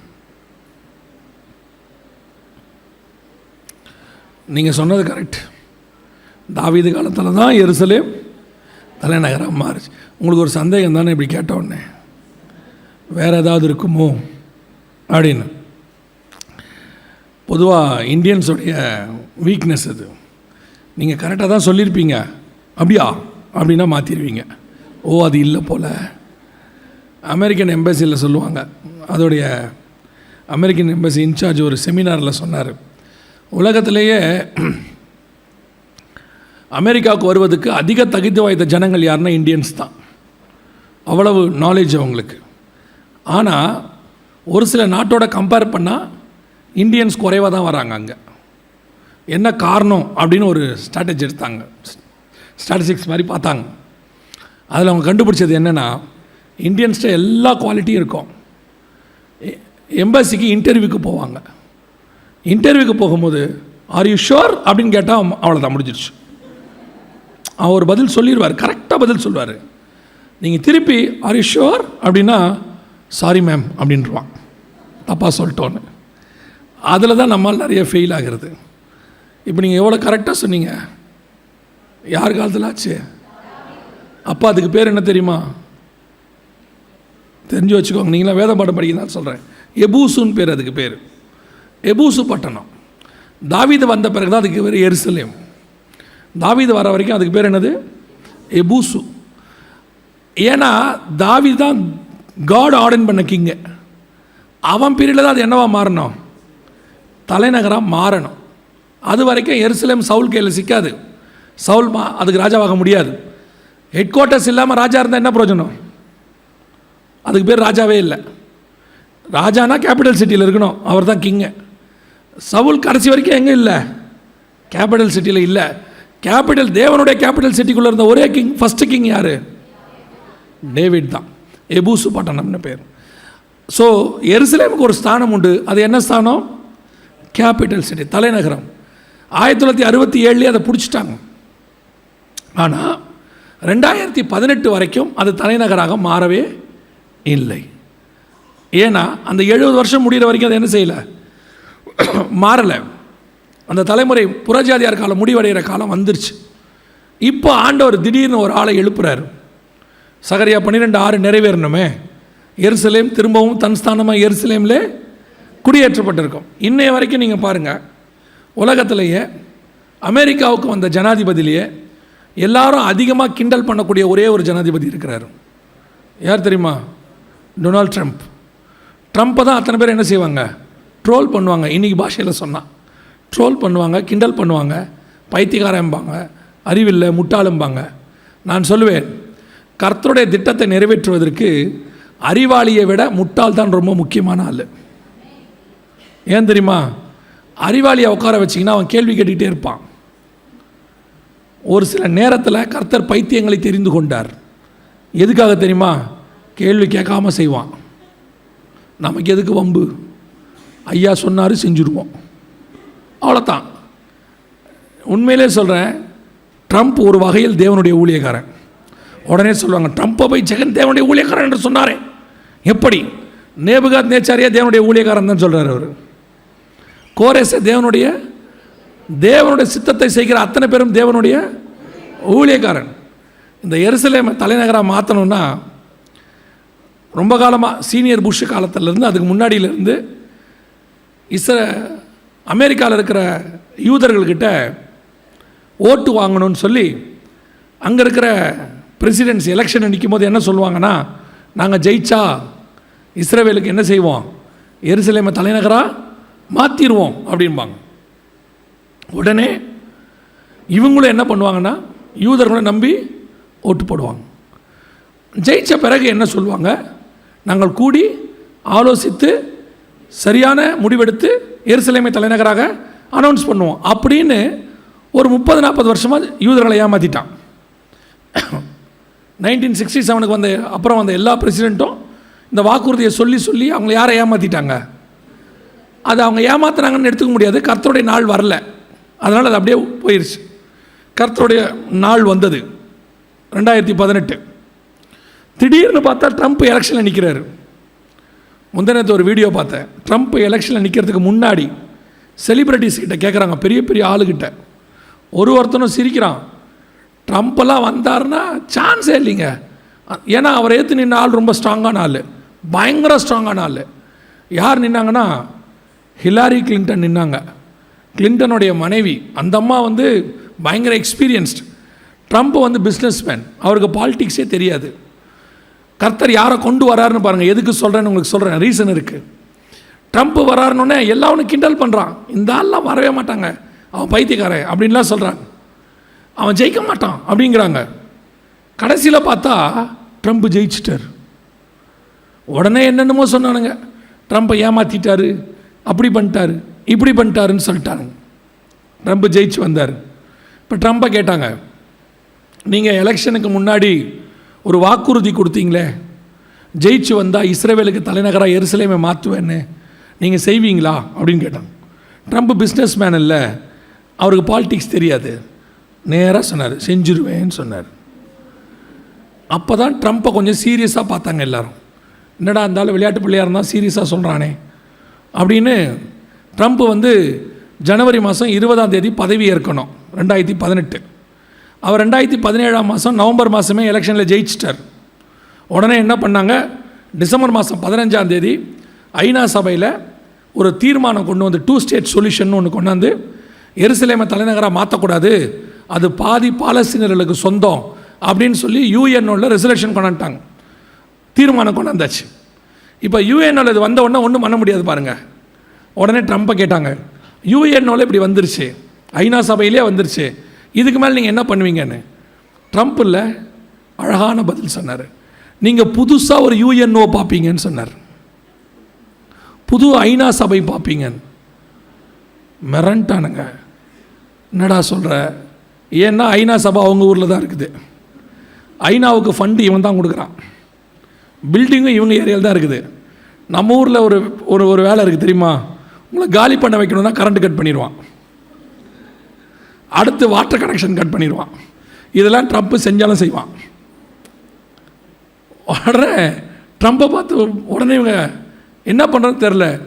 உடனே ஜனவரி மாதம் இவர் பதவி ஏற்கிறதுக்கு முன்னாடி 18ஆம் தேதி தீர்மானத்தை கொண்டு தீர்மானம் ஜெயிச்சிருச்சு. ட்ரம்ப்புக்கு எதிராக தீர்மானம் ஜெயிச்சிருச்சு. உடனே ட்ரம்ப்புக்கு ஒரு வீட்டோ பவர்னு ஒன்று உண்டு. அந்த வீட்டோ பவரை வச்சு எதையும் வேணால் ஸ்டாப் பண்ண முடியும். அவர் சொன்னார், என் வீட்டோ பவரை வச்சு நான் ஸ்டாப் பண்ணுறேன், அமெரிக்காவோட வீட்டோ பவரை வச்சு ஸ்டாப் பண்ணுறேன், எருசலேம் இஸ்ரவேலுக்கு தான் தலைநகரம்னு சொல்லிட்டார். இப்படி ஒரு ஆள் ஹிஸ்ட்ரியில் இதுக்கு முன்னாடியும் கிடையாது, பின்னாடியும் கிடையாது. அப்படி ஒரு ஆள் இருந்தானா அது கோரேஸ் மட்டும்தான். கோரேஸுக்கு அப்புறம் ஒரே ஒரு ஆள் வந்தானா அது டொனால்ட் ட்ரம்ப் மட்டும்தான். மிரண்டானுங்க. உடனே என்ன பண்ணிட்டான், இந்த விஷயத்தை அப்படியே வேர்ல்டு கோர்ட்டுக்கு கொண்டு போயிட்டாங்க, உலக வழக்கு நீதிமன்றத்துக்கு. அங்கே போயிட்டா அமெரிக்காவே ஒன்றும் பண்ண முடியாது. அங்கே கொண்டு போயிட்டாங்க. அங்கே எப்படி கொண்டு போயிட்டாங்கன்னா, இஸ்ரவேல் மேலே மனித உரிமை மீறல் இருக்குது, இப்போ எருசலேமை தலைநகராக மாற்றக்கூடாதுன்னு சொல்லி இப்போ ட்ரம்ப்புக்கிட்ட பேட்டி கண்டுறாங்க. இந்த மாதிரி உலக கோர்ட்டுக்கு போயிடுச்சு, இனி என்ன செய்வீங்க அப்படின்னு. ட்ரம்ப் சொன்னார், அந்த நீதிபதி யாரும் அமெரிக்காக்குள்ளே வரக்கூடாது சொல்லுங்கன்னு சொல்லிட்டார். நிஜம். இன்னைய வரைக்கும் அந்த கேஸ் என்ன ஆச்சுன்னே தெரியாது. ஆனால் எருசலேம் கர்த்தர் சொன்னபடியே தலைநகராக அனௌன்ஸ் பண்ணப்பட்டு விட்டது. கேபிட்டல் சிட்டியாக அனௌன்ஸ் பண்ணப்பட்டு விட்டது. சகரியா 12:6/2018 நம்முடைய காலத்தில் 100% ஆம் என்றும் ஆமேன் என்றும் நிறைவேறும். அல்லேலூயா. நீங்கள் ஒரு விஷயத்தை தெரிஞ்சுக்கணும். இன்றைக்கி இருக்கிற விசுவாசியெல்லாம் டெக்னாலஜி, சேட்டிலைட்டு, செல்ஃபோனு, ஐபேடு, அப்புறம் இருக்கிற இந்த மீடியா டெவலப்மெண்ட்டு இதெல்லாம் பார்த்துட்டு இந்த காலத்தில் பைபிள் எப்படி, இப்போவும் சொல்கிறேன், இதை விட அட்வான்ஸ் டெக்னாலஜி வந்தாலும் கர்த்தருடைய வசனத்தை ஜெயிக்கிற அளவுக்கு உலகத்தில் ஒன்றுமே வராது. கர்த்தருடைய வசனம் தான் ஜெயிக்கும். 2500 வருஷத்துக்கு முன்னாடி சகரியாவில் சொன்னது நம்முடைய காலத்தில் நிறைவேறிவிட்டது. இப்போ நம்ம காலம் 5G காலம். சேட்டிலைட்டு 4000 இருக்குது, மேலே சுற்றிக்கிட்டு இருக்கு, எங்கே போனாலும் ட்ராக்கிங் சிஸ்டம், ஐநா சபை, IMF, அப்படி இப்படி என்ன அப்படி பார்ப்பான், அப்படின்னா இப்படி பார்ப்பான். நீங்கள் என்ன வேணால் சொல்லிக்கொள்ளுங்க, கர்த்தருடைய வசனத்தில் ஒரு இன்ச்சு கூட ஒளிஞ்சு போகாது. 100% அப்படியே நிறைவேறும். எப்படி சொல்லி நிறைவேற்றிட்டார் பாருங்க. எவனையோ கொண்டாந்து அழகாக உட்கார வச்சு நிறைவேற்றிட்டார். உடனே நம்ம ஆளுங்கள்லாம் ட்ரம்ப்பு திருப்பி வருவார், ஏன்னா அவர் சொல்லிட்டார்ல திருப்பியும் ட்ரம்ப்பு தான் வருவாருன்னா. ஆண்டவர் போயிட்டு வாப்பான்ட்டார். ஏன் வந்த வேலை முடிஞ்சிருச்சு, போயிரு. இல்லை திருப்பி வந்தால் நீ கெடுத்து விடுவேன். ஒரு ஆளை எவ்வளோ நாள் வைக்கணுங்கிறது கர்த்தருக்கு தெரியும், எப்போ வைக்கக்கூடாதுன்னு கர்த்தருக்கு தெரியும். ஆண்டவர் சரியாக ஒரு ஆளை கொண்டாந்தார். அரசியல் அறிவே இல்லாத ஒருத்தனை கூப்பிட்டு வந்தார், பயமே இல்லாத ஒருத்தனை கூப்பிட்டு. இந்த யோசேப்பை அறியாத ராஜா வந்தான் பைபிளில் இருக்குல்ல, அதே மாதிரி அரசியல்னால் என்னானே தெரியாத ஒரு ராஜா வந்தான். எருசலேமை தலைநகராக மாற்றினா, அனௌன்ஸ் பண்ணால் போயிட்டான். அவ்வளோதான், முடிஞ்சிடுச்சு கலை. கர்த்தர் தம்முடைய வசனத்தை எல்லா காலத்திலும் நிறைவேற்றுவார். அது எப்பேற்பட்ட காலம் வந்தாலும் நிறைவேற்றியே ஆவார். காரணம், சொன்னது சர்வ வல்லமை உள்ள தேவன். அதை மாற்றுறதுக்கு யாராலையும் முடியவே முடியாது. நம்ம கண்ணுக்கு முன்னாடி விசுவாசிகளுக்கு சொல்கிறேன், உங்கள் கையில் செல்ஃபோன் வச்சுக்கோங்க, மீடியா வச்சுக்கோங்க. நம்ம ஆள் உட்காந்து பக்கத்தில் பயங்கரமாக பேசுவான். அதெல்லாம் பார்க்கும்போது மார்ஸுக்கு சேட்டலைட் அனுப்பிட்டேன்பா, நிலாவில் போய் ஆராய்ச்சி பண்ணிட்டேன்பா, அப்புறம் அது இது இப்படிம்பா எல்லாம் வச்சுக்கோங்க. இந்த புக்கை தவிர்த்து அவனால் வேறு ஒன்றுமே செய்ய முடியாது. இந்த புக்கு மட்டும்தான் ஜெயிக்கும், வேறு எதுவுமே ஜெயிக்காது. கொஞ்சம் பேருக்கு கொஞ்சம் படித்து கொஞ்சம் டிகிரி ஏதாவது 1-2 முடித்து கொஞ்சம் இங்கிலீஷ் பேச தெரிஞ்சிட்டா அவன் இதை மட்டமாக நினைக்கிறான். அது ஆக்சுவலி பாருங்கள், Bible is a old book. நான் நினச்சிப்பேன், இவ்வளோ அறிவு கம்மியாக இருக்குது உனக்கு, இவ்வளோ படித்து முட்டாளாக இருக்கியே. ஒன்று மட்டும் தெரிஞ்சுக்கொள்ளுங்க, நீங்கள் உலகத்தில் இருக்கிற எல்லா புக்கையும் படித்து இந்த ஒரு புக்கை படிக்காமல் விட்டுட்டிங்கன்னா பரலோகத்துக்கு போக முடியாது. ஆனால் ஒருவேளை நீங்கள் எதுவுமே படிக்கலை, இந்த ஒரு புக்கை மட்டும் படிச்சிட்டிங்கன்னா பரலோகத்துக்கு ஈஸியாக உள்ளே போயிடலாம். இல்லையா? சாவி இதில் தான் இருக்குது. மற்ற கூட இருந்தால் சந்தோஷம், நிறைய புக்கு படிங்க, உங்களை நான் வேணான்னு சொல்லலை. ஆனால் இதை மட்டமாக நினைக்காதீங்க. இதுக்கப்புறம் என்ன டெக்னாலஜி வந்தாலும் சரி, இதில் உள்ளதை நிறைவேற்றுறதுக்கு தான் கர்த்தர் அனுமதி கொடுத்துருக்கிறாரு ஒழிய இதை ஜெயிக்கிறதுக்குன்னு ஒன்று இது வரைக்கும் இல்லை, இனிமேலும் வராது. அல்லேலூயா. இப்போ கடைசியாக ஒன்று ராஜா வந்தாச்சு, ரெண்டாவது எருசலேம் தலைநகராக வந்துடுச்சு, மூணாவது இன்னும் ஒன்றே ஒன்று தான் வரணும். என்ன வரணும்? தேவாலயம் வரணும். அங்கே தேவாலயம்னு ஒன்று இருந்துச்சு. வாசிங்க மத்தேயு எழுதின சுவிசேஷம் 24ஆம் அதிகாரம் 2வது வசனத்தை வாசிங்க. இயேசு அவர்களை நோக்கி, இவைகளை எல்லாம் பார்க்கிறீர்களே, இவ்விடத்தில் ஒரு கல்லின் மேல் ஒரு கல் இராதபடிக்கு எல்லாம் இடிக்கப்பட்டு போகும் என்று மெய்யாகவே உங்களுக்கு சொல்கிறேன் என்றார். இதில் ஒரு பெரிய ஆச்சரியம் என்ன தெரியுமா? இது இப்போ இருந்த இயேசு காலத்தில் இருந்த இந்த தேவாலயம் இதை பற்றி தான் சொல்கிறார். இது சாலமோன் காலத்தில் இந்த தேவாலயத்தினுடைய மாடல். இயேசு காலத்தில் இருந்ததும் ஏறக்குறைய இது மாதிரி தான் இருந்துச்சு. ஆனால் இந்த தேவாலயத்தை ஏன் கர்த்தர் ஒரு கல்லின் மேல் ஒரு கல் இல்லாதபடிக்கு இடிக்கப்பட்டு போகும்னு சொல்கிறார் தெரியுதா? ரீசன் புரியுதா? வாசிங்க ஆகாய் புஸ்தகம் 2ஆம் அதிகாரம் 15வது வசனத்தை வாசி. ஆகாய் 2:15 வாசி. இப்போதும் கர்த்தருடைய ஆலயத்தை கட்டும்படி ஒரு கல்லின் மேல் ஒரு கல் வைக்கப்பட்டது முதல் நடந்ததை உங்கள் மனதிலே சிந்தித்து பாருங்கள். செருபாபேல் தேவாலயம் கட்டும்போது எப்படி கட்டினாங்களாம்? ஒரு கல்லின் மேல் ஒரு கல் வைத்து கட்டினாங்களாம். திருப்பி இடிக்கும் போது எப்படி இடிப்பாராம்? ஒரு கல்லின் மேல் ஒரு கல் இல்லாதபடி. நான் சொல்றது புரியுதா? திருப்பி அந்த வசனம் வாசிங்க. 2:15. போதும் கர்த்தருடைய ஆலயத்தை கட்டும்படி ஒரு கல்லின் மேல் ஒரு கல் வைக்கப்பட்டது முதல் நடந்ததை உங்கள் மனதிலே சிந்தித்து பாருங்கள். இந்த ஆலயத்தை நான் கட்டினதை நினச்சி பாருங்க. ஒரு கல்லின் மேல் ஒரு கல் வச்சு என்ன பண்ணியிருக்கிறேன்? நான் கட்டியிருக்கிறேன். மற்ற 24 சொல்கிறாரு 2ல் அதே ஆலயம் செருபாபேல் கட்டின ஆலயம் தான் அது. அந்த ஆலயத்தை பார்த்து தான் கர்த்தர் சொல்கிறாரு ஒரு கல்லின் மேல் ஒரு கல் இல்லாதபடிக்கு. இது அர்த்தம் என்ன தெரியுமா? எப்படி கட்டினேனோ அப்படியே இடிச்சுடுவேன். எப்படி கட்டினேனோ அப்படியே இடிச்சுடுவேன். ஏன் இடிச்சுடுவேன்? ஏன் என்ன நடந்துச்சு?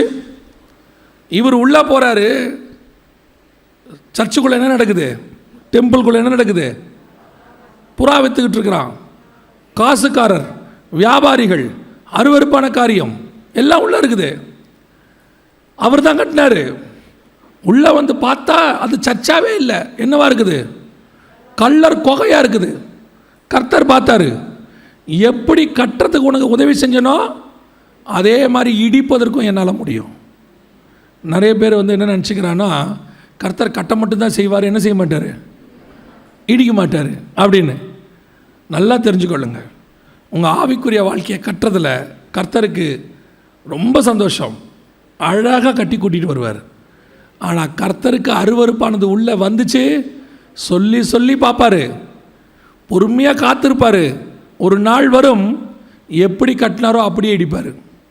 ஏன்னா கட்டுவதற்கு அவருக்கு உரிமை உண்டென்றால் இடிப்பதற்கும் அவருக்கு உரிமை உண்டு. நம்மால் என்ன சொல்லிட்டு உங்களை ஏமாத்துறான் தெரியுமா? அவர் கிருபை உள்ளவர், உன்னை ஒன்றும் செய்ய மாட்டார், நீ என்ன செய்தாலும் பொறுமையாக இருப்பார். எப்படி இருப்பார்? பைபிள்லையே ரொம்ப கோபக்காரர் யார் தெரியுமா? நீங்கள் நினைக்காத ஆள் தான். யார் ரொம்ப கோபக்காரர் தெரியுமா? இயேசுநாதர். என்னங்க அப்படி சொல்கிறீங்க? எங்கள் வீட்டு ஃபோட்டோவில் ரொம்ப சாஃப்டாக இருக்கிறாரே, அமைதியாக இருக்கிறாரே, எப்படி பார்த்தாலும் தொங்க விட்டாலும் சும்மா. நீங்கள் வாசிங்க 2ஆம் சங்கீதம் கடைசியாக வாசிங்க. குமாரன் கோபம் கொள்ளாமலும் வழியிலே நீங்கள் அழியாமலும். அப்போ யாருடைய கோபம் பெருசு? குமாரன் கோபம். வெளிப்படுத்தின விசேஷம் 6ஆம் அதிகாரம் 16வது வசனம் வாசிங்க. பர்வதங்களையும் கண்மலைகளையும் நோக்கி, நீங்கள் எங்கள் மேல் விழுந்து சிங்காசனத்தின் மேல் வீற்றிருக்கிறவருடைய முகத்திற்கும் ஆட்டுக்குட்டியானவருடைய கோபத்திற்கும் எங்களை மறைத்துக் கொள்ளுங்கள். சிங்காசனத்தில் உட்கார்ந்திருக்கிறது பிதாவாகிய தேவன். அவருடைய முகத்திற்கும் ஆட்டுக்குட்டியானவருடைய கோபத்திற்கும். இயேசுநாதர் கோபப்படுவாரா மாட்டாரா? பழைய ஏற்பாட்டிலையும் படுவார், புதிய ஏற்பாட்டிலையும் படுவார். நம்மால் என்ன போதிக்கிறான்? இது கிருபையின் காலம், ஒன்றும் நடக்காது, நீ பாவமே செய்தாலும் ஒன்றும் பண்ண மாட்டாருங்கிறான். உள்ளுக்குள்ள புறா வித்த கயிறை திரிச்சு சாட்டையாக்கி அடித்து நொறுக்கிடுவார் ஆண்டவர். அவர் தான் அப்படி தானே இருக்குது பைபிளில். கர்த்தருக்கு பிரியமில்லாத சபைக்குள்ளே வந்தாலும் சரி, உன் வீட்டுக்குள்ளே வந்தாலும் சரி, உன்னை கட்டி எழுப்பின ஆண்டவருக்கு உன்னை இடித்து தள்ளவும் அவரால் முடியும். சபைக்குள்ளே அருவருப்பு வராமல் பார்த்துக்கணும். கடைசி காலத்தில் சபைக்குள்ளே அருவருப்பு, கர்த்தரை கோவப்படுத்துறது, சபைக்குள்ள பிஸ்னஸ், சபைக்குள்ள கமர்ஷியல், கர்த்தர் பொறுத்துக்க மாட்டார், தட்டி தூக்கிடுவார். 8ஆம் அதிகாரம் எசேக்கியேல் புஸ்தகம் 6வது வசனம் வாசிங்க பார்ப்போம். மனுபுத்திரனே, அவர்கள் செய்கிறதை காண்கிறாயா? என் பரிசுத்த ஸ்தலத்தை விட்டு என்னை தூரமாய் போக பண்ணும்படியான இஸ்ரவேல் வம்சத்தால் இங்கே செய்கிற மிகுந்த அருவருப்புகளை காண்கிறாய் அல்லவா? ஆண்டவர் அருவருப்பு வந்தால் என்ன பண்ணிடுவார் தெரியுமா? ஃபஸ்ட்டு வெளியே போயிடுவார். கர்த்தர் வெளியே போனால் என்ன ஆகும் தெரியுமா? வாசப்படியில் இயேசுநாதர் நிற்கிறாருன்னு பார்த்தீங்கல்ல, வாசப்படியில் இன்னொன்று இருக்கும். காயினுக்கு என்ன சொன்னார் ஆண்டவர்? உன் வீட்டு வாசப்படியில் பாவம் படுத்திருக்கோம். கர்த்தர் நிற்கிற வரைக்கும் அது உள்ளே வராது. கர்த்தர் போயிட்டாரு, அது உள்ளே வந்துடும். அவ்வளோதான். ரொம்ப கேர்ஃபுல்லாக இருந்துக்கணும். வீட்டுக்குள்ளேயும் சரி, சபைக்குள்ளேயும் சரி, ஆவிக்குரிய வாழ்க்கைக்குள்ளேயும் சரி, கர்த்தர் அருவருக்கிற காரியம் எதுவும் என்ன செய்யக்கூடாது? உள்ளே வரக்கூடாது. ஏதோ கண்டும் காணாதவரை போகிற இருக்கிறாரு, நீ என்ன பண்ணாலும் சும்மா இருக்கிறாரு அப்படின்னு நினச்சிட்டு இருக்காதீங்க. பொறுமையாக இருக்கிறாரு, மன திரும்பத்துக்கு ஒரு சான்ஸ் கொடுக்குறாரு. கர்த்தர் சவுலை ராஜாவாக தள்ளினார்னு இருக்கு. 38 வருஷத்துக்கு அப்புறம் சான்ஸ் கொடுத்தாரு. 40 வருஷத்தில் அவன் மனம் திரும்பலை.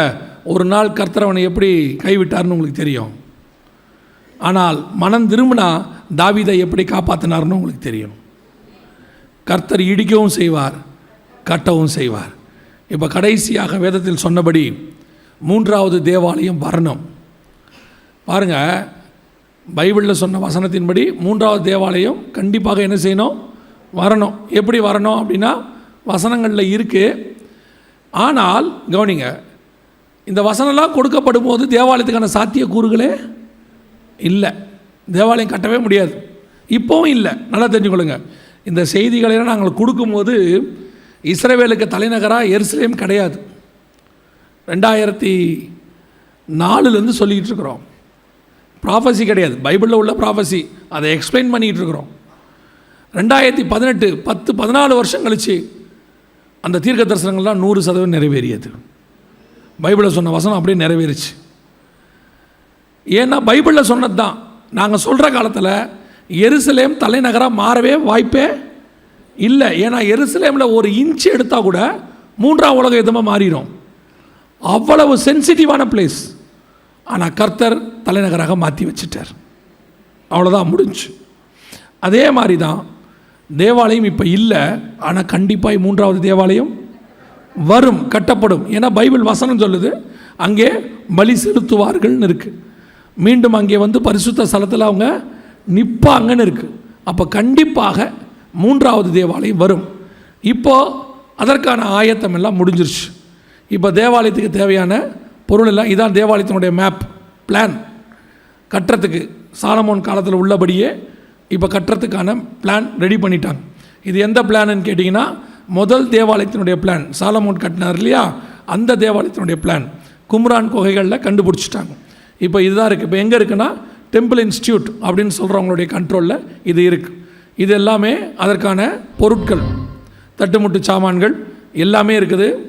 ஆரோனினுடைய சந்ததி, அதாவது பலி செலுத்துவதற்கு தேவையான பிரதான ஆசாரியன் இப்போ ஆரோனுடைய சந்ததியில் கண்டுபிடிச்சாச்சு. இதெல்லாம் அதுக்கான ப்ரூஃப்ஸ். இது பலி செலுத்த தேவையான சிவப்பு கிடாரி.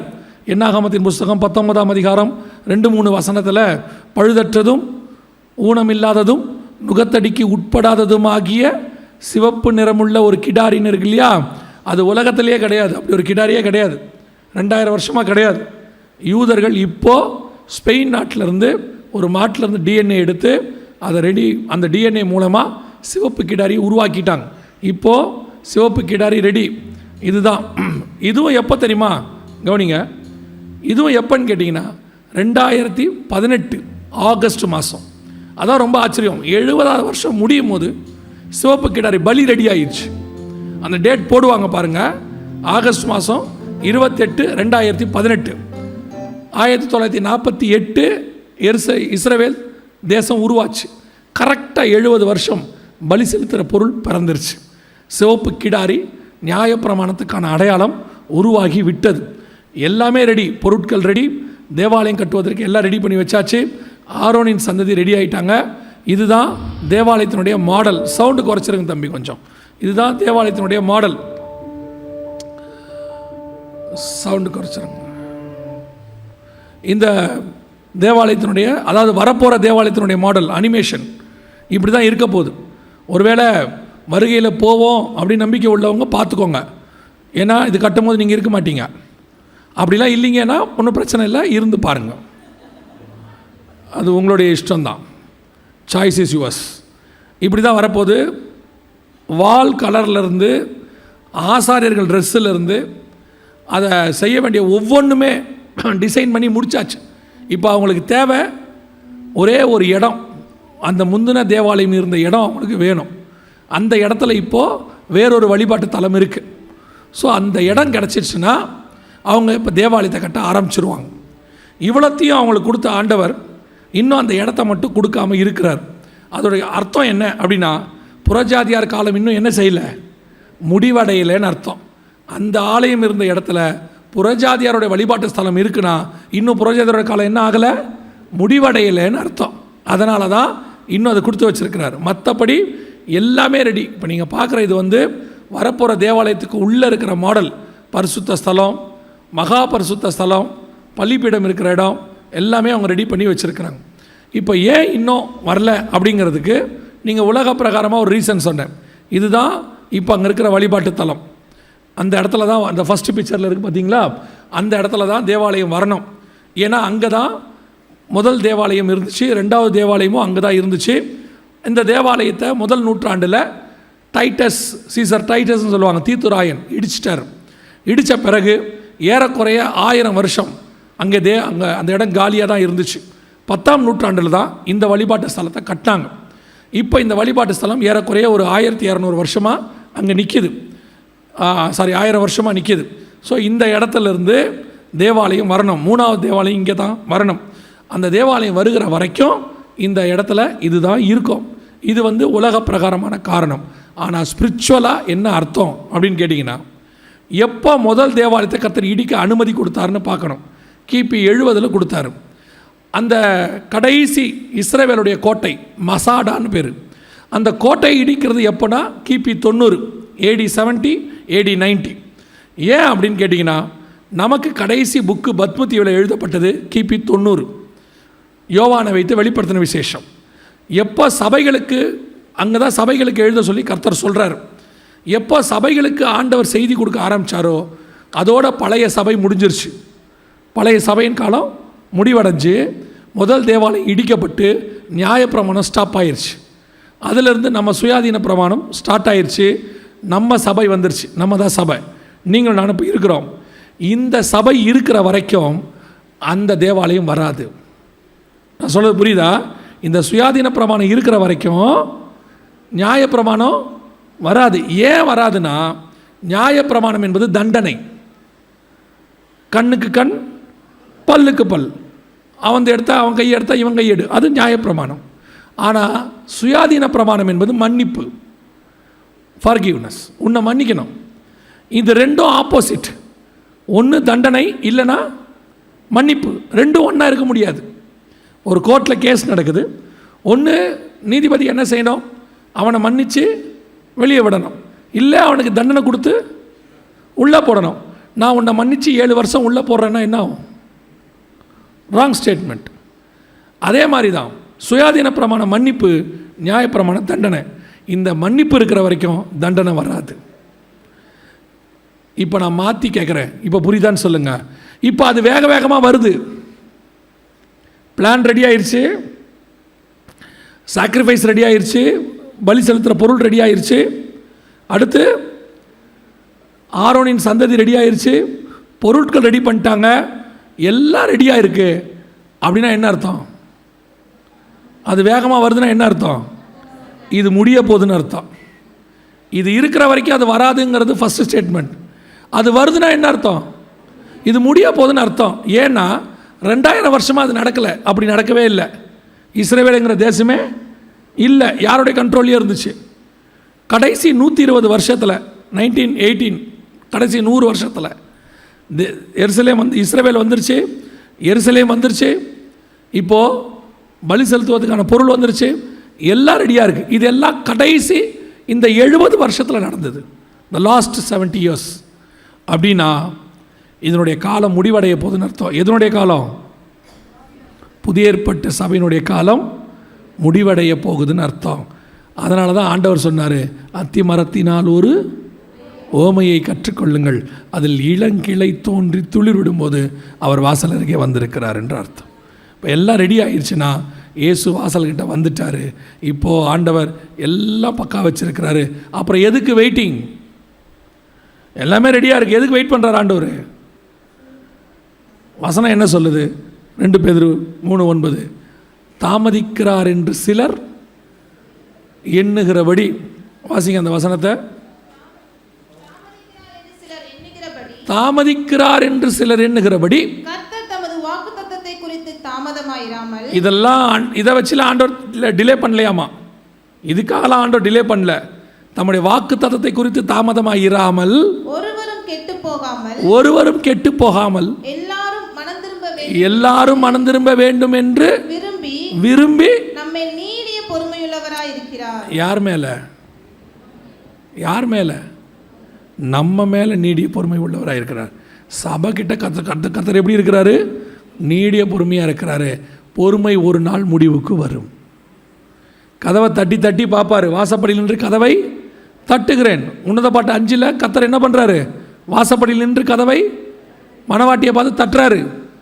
என் புறாவே, என் உத்தமையே, என் தலை பணியினால் நினைக்கிறது, கதவை திற. அவ திறக்கலை.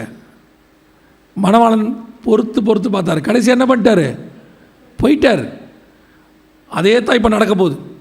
சபைகளுக்கு கர்த்தர் கதவை தட்டுகிறார். ஆயத்தப்படுவதற்கு கர்த்தர் உனக்கு என்ன கொடுக்குறாரு? வாய்ப்பு கொடுக்குறார். இவ்வளோ காரியம் நடந்திருக்குது. இவ்வளோ காரியம் 2000 வருஷ சரித்திரத்தில் நடக்காததெல்லாம் இப்போ நம்ம காலத்தில், நம்ம அப்பாக்கள் காலத்தில் நடந்திருக்குது கண்ணுக்கு முன்னாடி.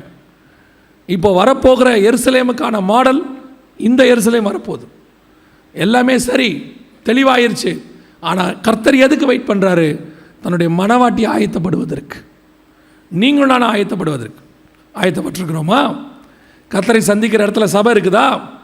இயேசு முதலாவது வரும்போது எருசலேம் தேவாலயம் கல்லர் குகையாக இருந்தது. உள்ளுக்குள்ளே நான் சொல்கிறது எந்த சபையை பற்றியும் இல்லை, எனக்கு தெரியாது எந்த சபையை பற்றி. நான் சொல்கிறது இந்த காலகட்டத்தில் இருக்கிற கடைசி கால திருச்சபைகள், அதை தான் சொல்கிறேன். நான் இந்த சபையை பர்டிகுலராக சொல்கிறேன், அவங்கள சொல்கிறேன் அப்படிலாம் எடுத்துக்காதீங்க. நான் பொதுவாக எல்லா சபைக்கும் தான் சொல்கிறேன். சபை it's not an a commercial site. இங்கே வியாபாரத்திற்கு அனுமதி கிடையாது. இங்கே வேறு எதற்கும் அனுமதி கிடையாது. களியாட்டத்துக்கு அனுமதி கிடையாது. இது பக்தி வைராக்கியம் உள்ள இடம். This is not the place of entertainment. This is the place for transformation. இது மறுரூபமாவதற்கான இடம். ஏதோ கொஞ்ச காலம் வந்து ஜாலியாக இருந்துட்டு போகிற இடம் இல்லை. இருக்கிறவங்களும் ஜாலியாக இருக்கக்கூடாது, நடத்துகிறவங்களும் ஜாலியாக நடத்தக்கூடாது. என் கையில் ஒரு பெரிய பொறுப்பு கொடுக்கப்பட்டிருக்கிறது. ஒரு வாசப்படியில் நின்று கொண்டு இருக்கிறார். ரெடியான ப்ராடக்டை வாங்கிட்டு போகிறதுக்கு ரெடியாக ஒருத்தர் நின்றுக்கிட்டு இருக்கிறார். ரெடி ஆச்சு, அவர் எடுத்துகிட்டு போயிடுவார். கதவு அடைக்கப்படும். அவ்வளோதான். இங்கே வேறு எதுக்குமான வேலையும் இல்லை. இங்கே நீங்கள் வேறு எதுக்குமே வரல. சபைக்கு வர்றது நீங்கள் பணக்காரர் ஆகிறதுக்கோ கோடீஸ்வரன் ஆகிறதுக்கோ புகழடையவோ கிடையாது. நான் எப்பவும் சொல்லுவேன், நீங்கள் சபைக்கு வராட்டியும் பணக்காரன் ஆகலாம். சபைக்கு வராமல் எத்தனையோ பேர் என்னவா இருக்கிறான்? நம்மளை விட பணக்காரனாக இருக்கான். சபைக்கு வராமையே நீங்கள் புகழ் அடையலாம். சபைக்கு வராமையே நீங்கள் என்ன ஆகலாம்? பெரிய பெரிய ஆளாக மாறலாம். பெரிய பெரிய ப்ரொமோஷன்லாம் கிடைக்கலாம். ஆனால் சபைக்கு வராமல் பரலோகத்துக்கு போகவே முடியாது. அதுக்கு தான் church. Church is the place for transformation. உன்னை பரலோகத்துக்கு கொண்டு போகிற இடம். நீங்கள் சபையை வேற மாதிரி நினச்சிட்டு வரீங்க. ஆரம்பத்தில் நம்ம அப்படி வர்றது இயல்பு. ஏதோ ஒரு தேவையோடு வரோம். வனாந்தரத்தில் நயங்காட்டி அழைத்தார். ஒரு தேவையோடு வரோம். மீனை கொடுத்து கூட்டிகிட்டு வராரு. ஆனால் ஆண்டவர் சொல்கிறது மீனோட வாழ்க்கையை ஓட்டு சொல்லலை. இப்போ மீனை விட்டுரு, இதுக்கு பின்னாடி ஏன் பின்னாடி வா. நீ என்கிட்ட வர்றதுக்கு தான் மீன். என்கிட்ட வந்த பிறகு மீன் இல்லை நான். நிறைய பேர் அதுக்கப்புறம் மீனையே கேட்டுக்கிட்டு இருக்கான். ஆண்டவரே, நான் வந்தபோது மீன் கொடுத்தீரே, அப்போவே 2 போட்டு 10 வருஷம் எக்ஸ்பீரியன்ஸ் அப்பா, ஒரு 20 போட்டு கிடைக்குமா? ஆவிக்குரிய வாழ்க்கையில் வளர்ச்சி என்னப்பா? நான் வரும்போது நான் 1200 ஸ்கொயர் ஃபீட் வீட்டில் இருந்தேன். கர்த்தர் இப்பொழுது கிருபையாக 12,000 ஸ்கொயர் ஃபீட் வீடு கொடுத்துருக்கிறார். அம்பானிக்கு 40,000 ஸ்கொயர் ஃபீட்டில் இருக்குது. அது யார் கொடுத்தா? உன் ஸ்கொயர் ஃபீட் வீடை வச்சு ஆவிக்குரிய வாழ்க்கையை கனெக்ட் பண்ணக்கூடாது.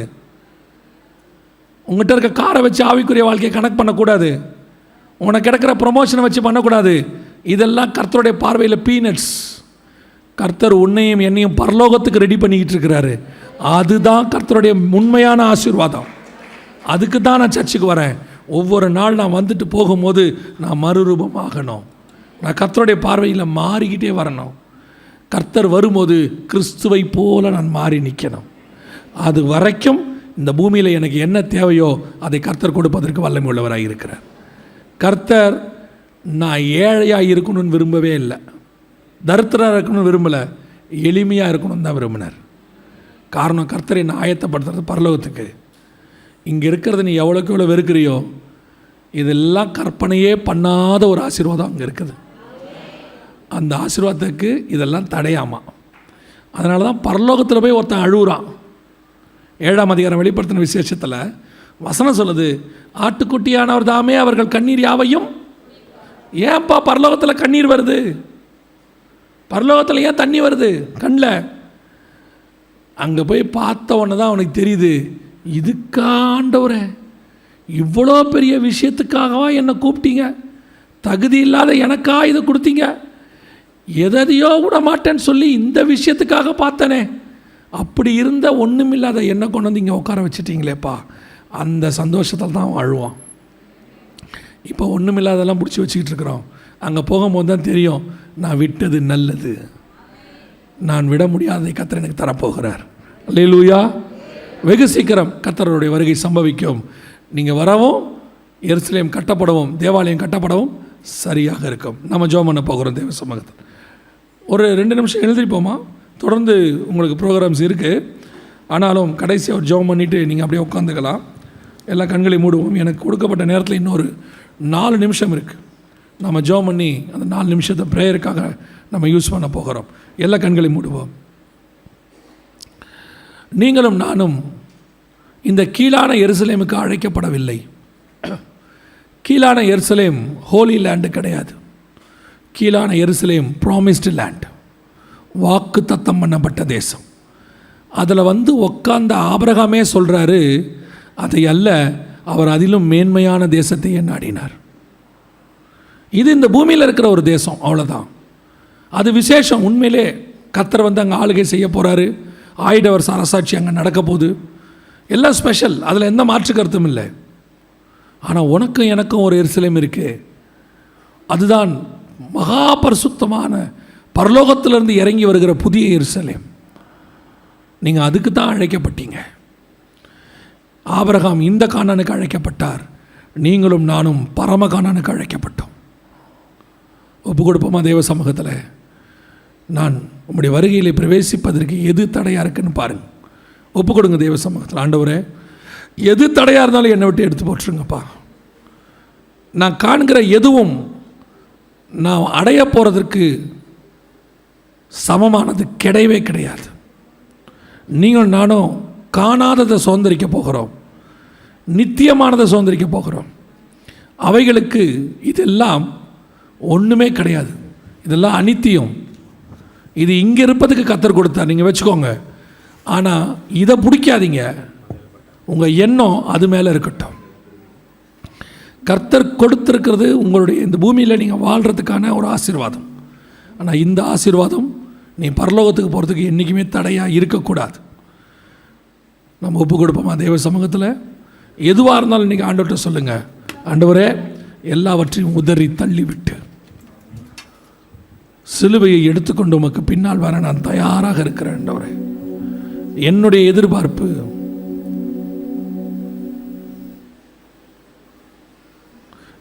எதிர்பார்ப்பு உம்மை சந்திப்பது மட்டும் ஆண்டவரே. நீங்கள் வரும்போது மறுரூபமாகணும் ஆண்டவரே. ஒப்பு கொடுப்போமா?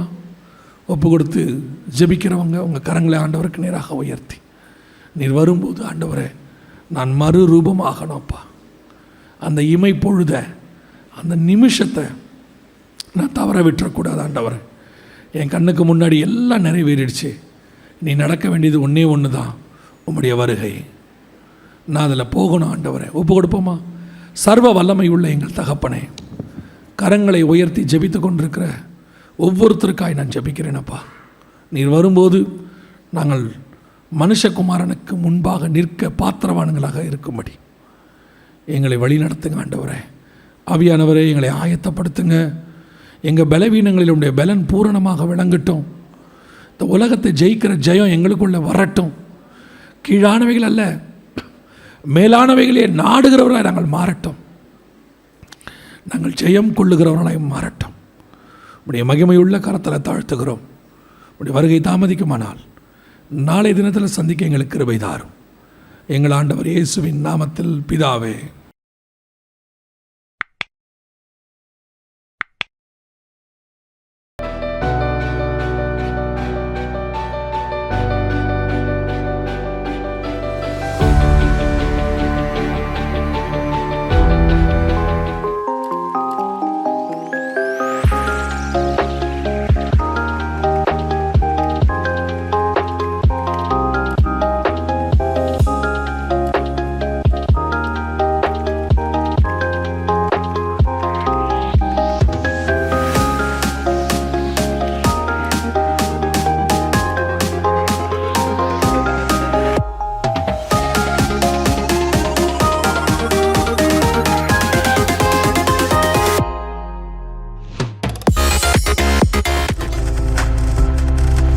நீங்கள் பார்த்து கொண்டிருப்பது உங்கள் ஜாய் டிவி. உங்கள் துக்கம் சந்தோஷமாய் மாறும்.